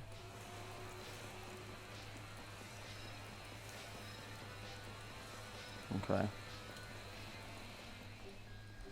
That's Keith? Who? Keith, bro, sort of guy I went to high school with. Where'd you go to high school?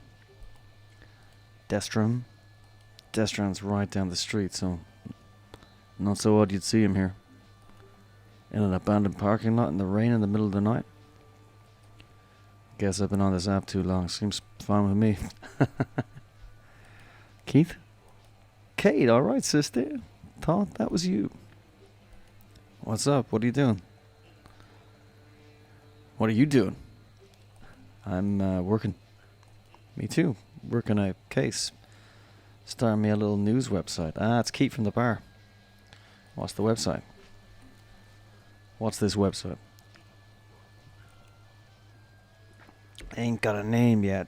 Still trying to come up with something cool. Keith's News Alert, something like that. I'm just trying to report, what's really happening around here. Tell me about this case you're working with, Keith. I'm trying to get to the bottom of what's going on in this mall right here. Heard they got small boys coming in and out. Ugh. Textbook adrenochrome harvesting facility. Guys who run the operation looks about as much like a pervert as you can picture. Kenner John? You got it. Man looks like a slug. I know he's got this, what do you know about Kenner John? I know he's got this starting post in the comments section on New Orleans News and Views. He'd go in there saying he'd learn how to speak to God. Got himself some attention that way. Before you know it, this gaggle of boys started following him around. Sick stuff. Guy's sicko. That's enough. I should keep moving, but maybe I'll come back later to see how the case is going. I'd like that, sister. Come pass by. Why, I don't see you around so often these days. Staying busy. You mind me asking you something? Just a thing I find myself wondering about? Sure. Don't mean for this to be rude, but how come you treating Blue the way you did? One of the best men I ever knew. Why would you ask that? You kept his name figure. It couldn't have been all bad, just something I wonder. Well, wonder about something else. Hey, forget I asked. I'm too busy to be thinking about that right now. Then go be busy, Kate. I didn't mean to rattle you like that.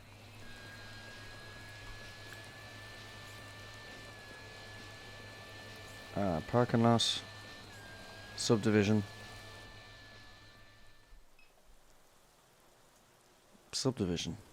We haven't been here before. A 4-door mid-size SUV, old model, well maintained. Is this where the...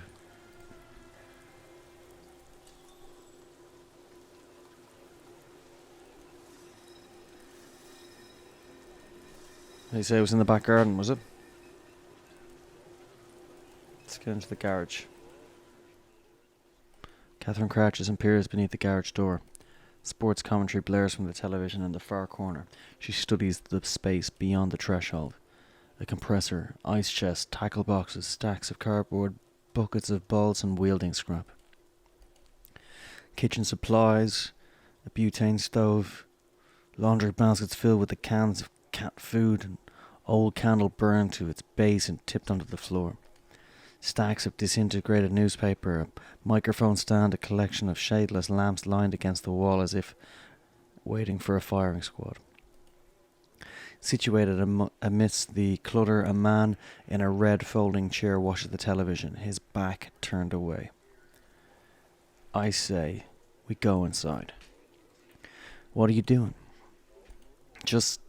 Catherine steps into the garage. Wait here. Catherine regains her posture behind the door. The man doesn't notice her.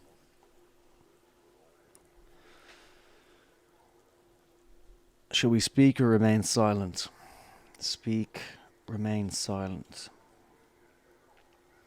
Guy's just watching sports. He's not doing anything weird. Would a man like that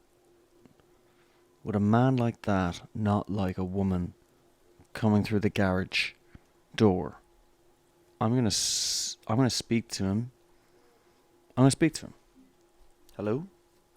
The man looks back and jumps in his chair. What in the... Catherine lifts both hands, palms out. Sorry to startle you. Hell you in my garage for? This is about Bruce, isn't it?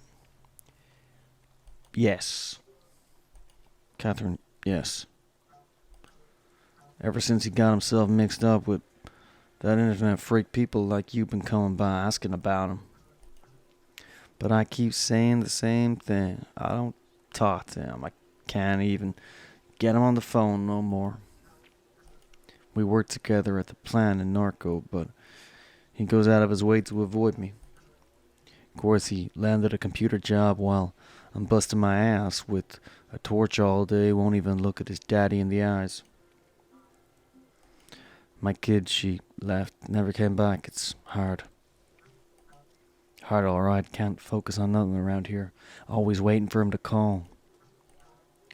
even started digging through all these boxes looking for the little stuffed monkey he'd carry around as a kid. Stuffed monkey. Sounds just like my daughter. Certainly does. Figured I could give it to him as some kind of peace offering. What would you tell him if he ever came back? Hell, I don't know. Get some sense? Guess I'd say, Bruce, you're my boy, and this here's your home. Wouldn't turn you away for nothing. That cool shit, that Garrett shit, let it go. Just come back home.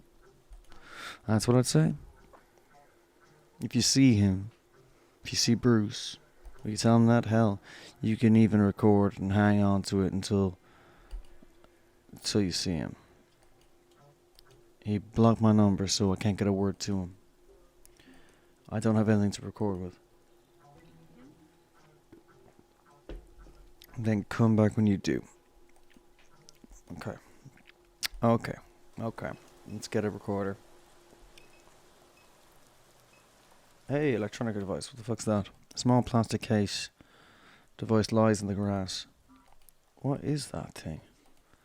Had to guess. It says a tracker. Don't know what use it is laying in the mud.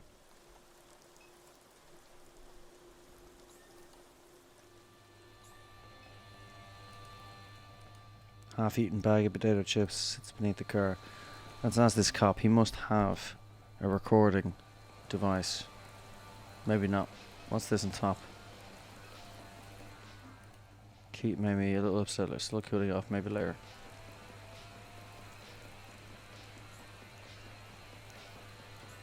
Okay, there's nothing in here. Nothing back in the mall. Let's get a taxi.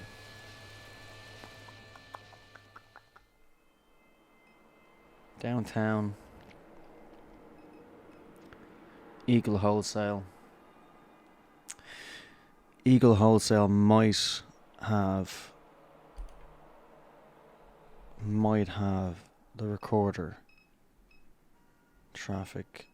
Office doors are locked. Office is closed.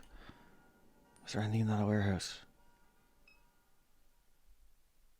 This big bird glass.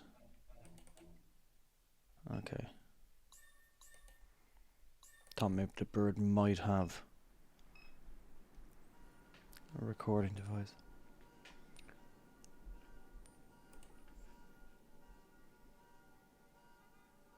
Let's have a look at Quack Job. Stone for the mall.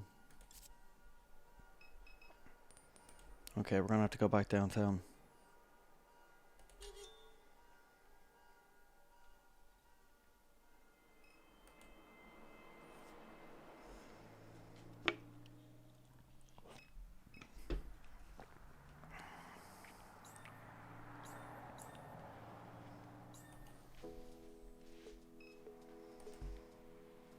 That's the homeless. Sleepless. Are you one of these nerds that comes around here to play with puppets? I'm not. No, not my scene. Good. We're back here trying to live a quiet life. These people with their haircuts, they come around here playing with the puppets, making a big production, then the cops show up and give us a hard time. I got chased away from my last spot. I'm not trying to deal with that again. Where was your last spot? Where were you before you ended up here? The mall in Kenner. I was one of the first after they condemned the building. A man lived in the closet. He was strange, but he kept to himself. No one bothered me in that place until the boys showed up. They chased us out. They threatened to report us. Little bastards, that guy John, their leader, he should die. I hope that closet man lives up to his word and kills him. Okay. City Hall. Can we get in there yet? The guard greets Karen at the door. There are no council meetings scheduled for this evening. You'll need an employee ID badge to enter. Don't have that yet. Need to go to the French Quarter.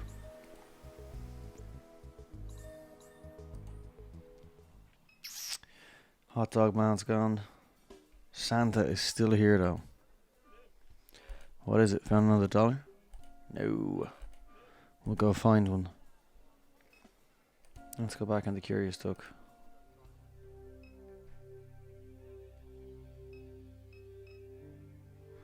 She must have a recorder around here.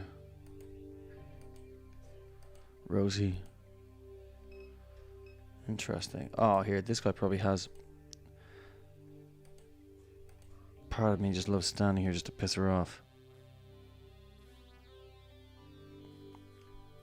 I'm a little lost. What's up? I don't know what the hell's going on. These kids at the mall said a friend can help us.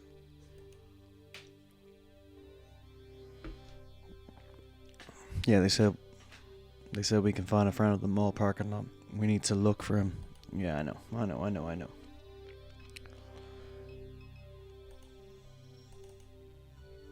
Okay, maybe this is the wrong place. What if we use the app here?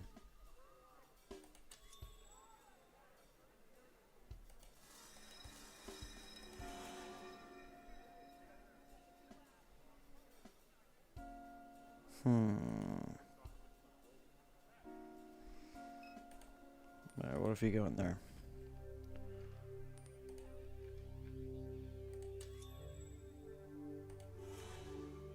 Silly.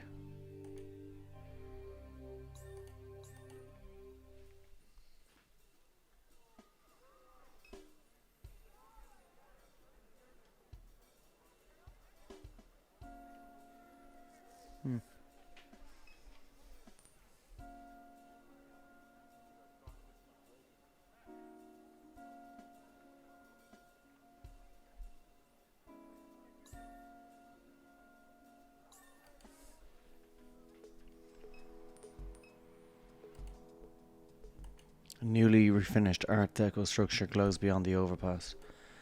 They turned the charity hospital into an art loft? Disgusting.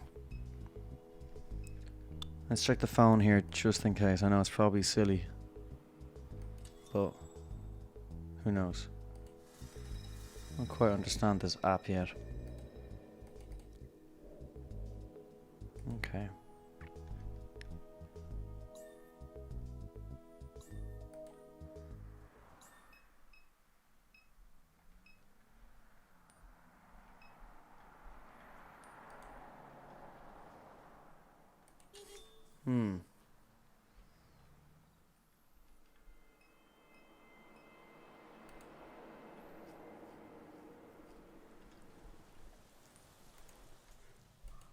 I'm ready to retire.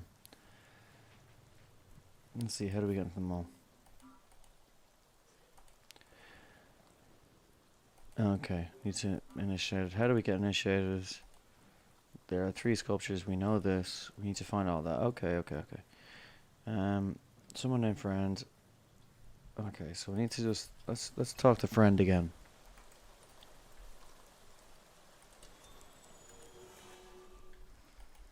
I am Friend. We need your help. Garrett said to speak to you. We don't know where to find the first sculpture. The first reading of John, not far in the yard. What are you? I am Friend. In the yard. In the yard. Drainage canal. Let's go.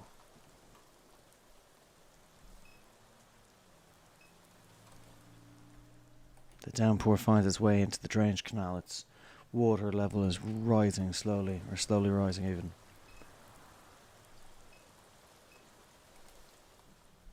A fence adjoins the backside of the 2 strip malls. The crevice between them reveals a smear of light towards the William Boulevard. Beyond the fence is a drive-through chicken. Car audio mattresses, direct-to-you, water towers. Okay.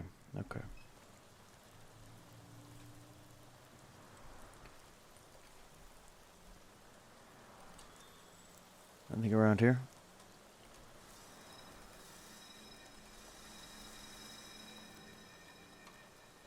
Don't think so.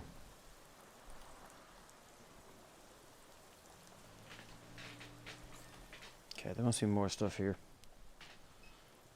Let's go back in and talk to the kids.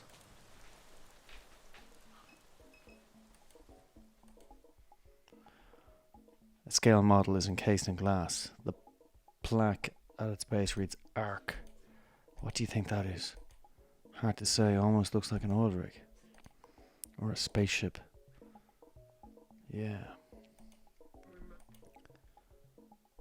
What's the thing in the case?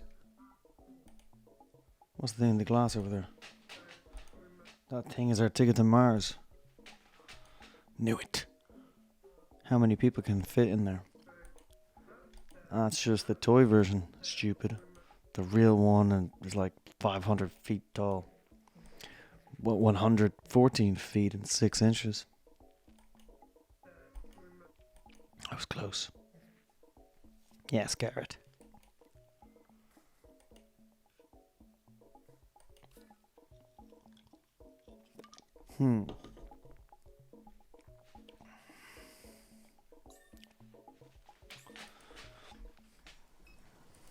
Okay, back around.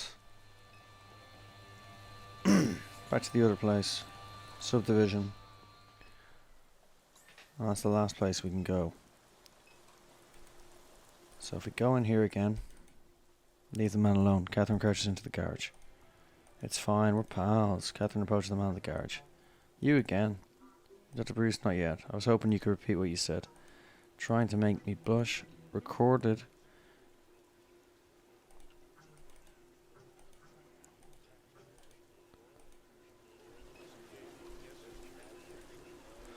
Did I not record it on the phone?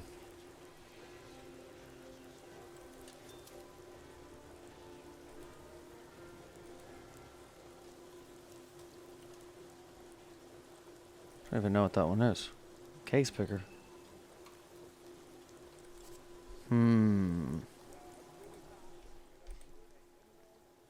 Sun will be up by the time we get this through. This all used to happen on Craigslist, posts showing up the strangest things. I was bussing tables in Uptown, couldn't swing around how to cater feed, starting to respond to listings. First one I ever did was to steal a head drive, broke into a man's house in Norco, stole it right out of his office, brought it to another house. The people there were just like me. Just like you, how? Didn't know shit, they were there because of a post, just like I was. The house was theirs, nobody knew what house it was. They plugged the head drive into a wall, they gave me some cash and I left. Okay. So is there anything else here?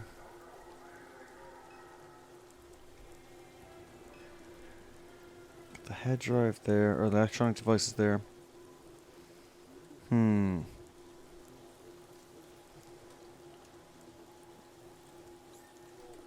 John's yard. Can't talk to him.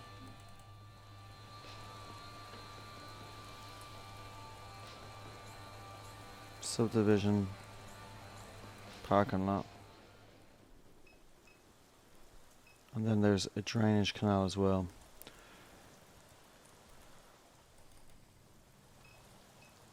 Let's go back down here one more time.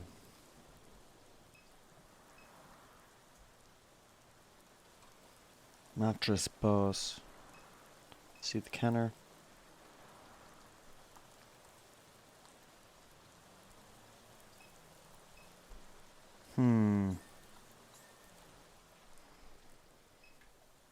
What am I missing?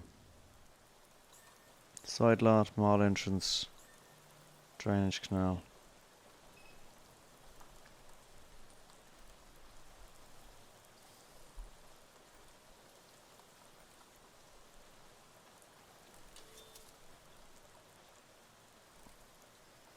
Nothing new here.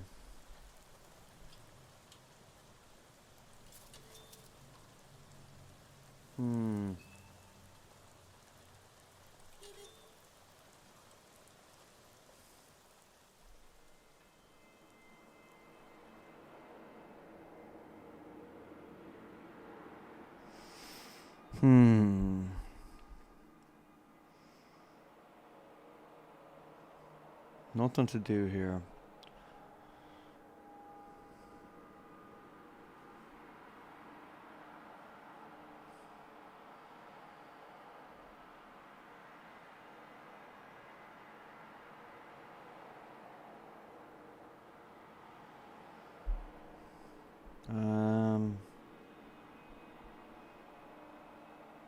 Hmm.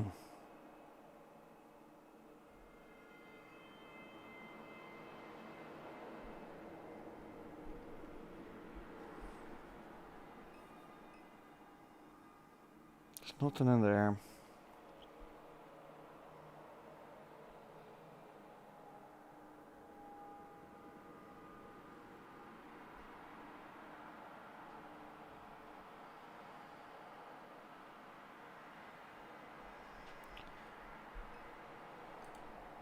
There must be something in that yard, because he's a garret.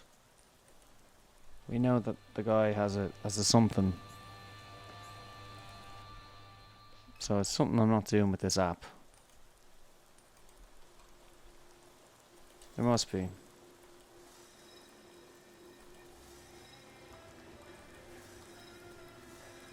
Ah, I can move it. I didn't know that. Hey! Got you. First reading. Early years you spent inside, TV on, dad blaring the games. Says he keeps Christ in his heart, but it's a lie. Kenner is the only place on earth. Nowhere to go, no one to hang out with. Your flesh is alien. The house is a prison. Only escape is through fiber lines. Someone in the forums posted a flyer for a show, somewhere to meet people, something to do. Whatever you borrow, your dad's car. Whatever. You borrow your dad's car. Let's go. Step into Saint somewhere and you immediately know that these aren't your people, Garrett.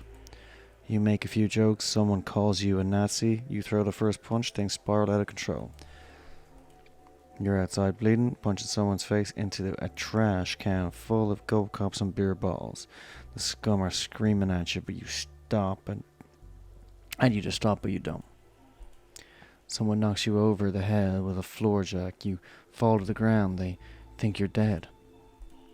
You're unconscious for 11 days. You wake up with slouched mouth on your left side, determined to ruin everyone's life.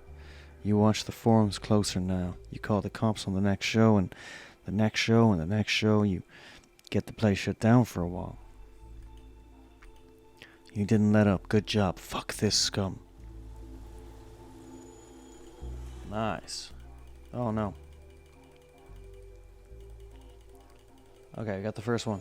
Nice.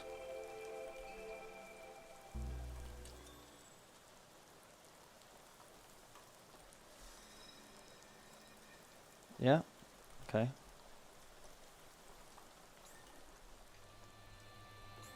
So, park or not?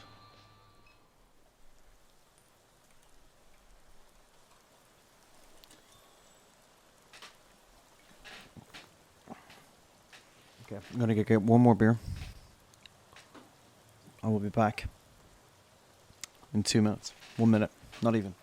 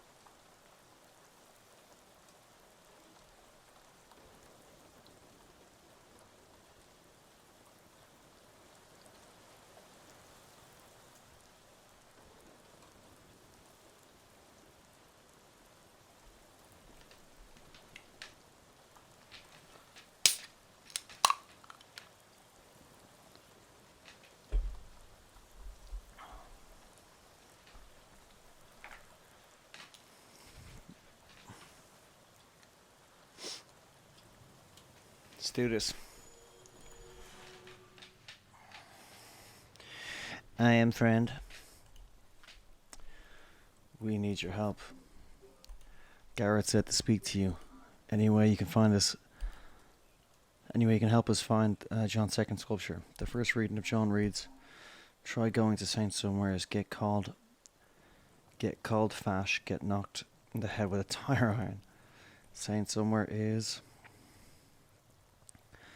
Saint Somewheres. Yeah, I already kind of knew that.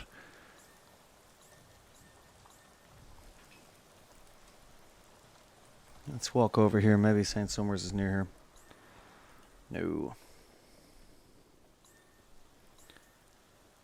Saint Somewheres. Okay, so we need to go there. Let's see.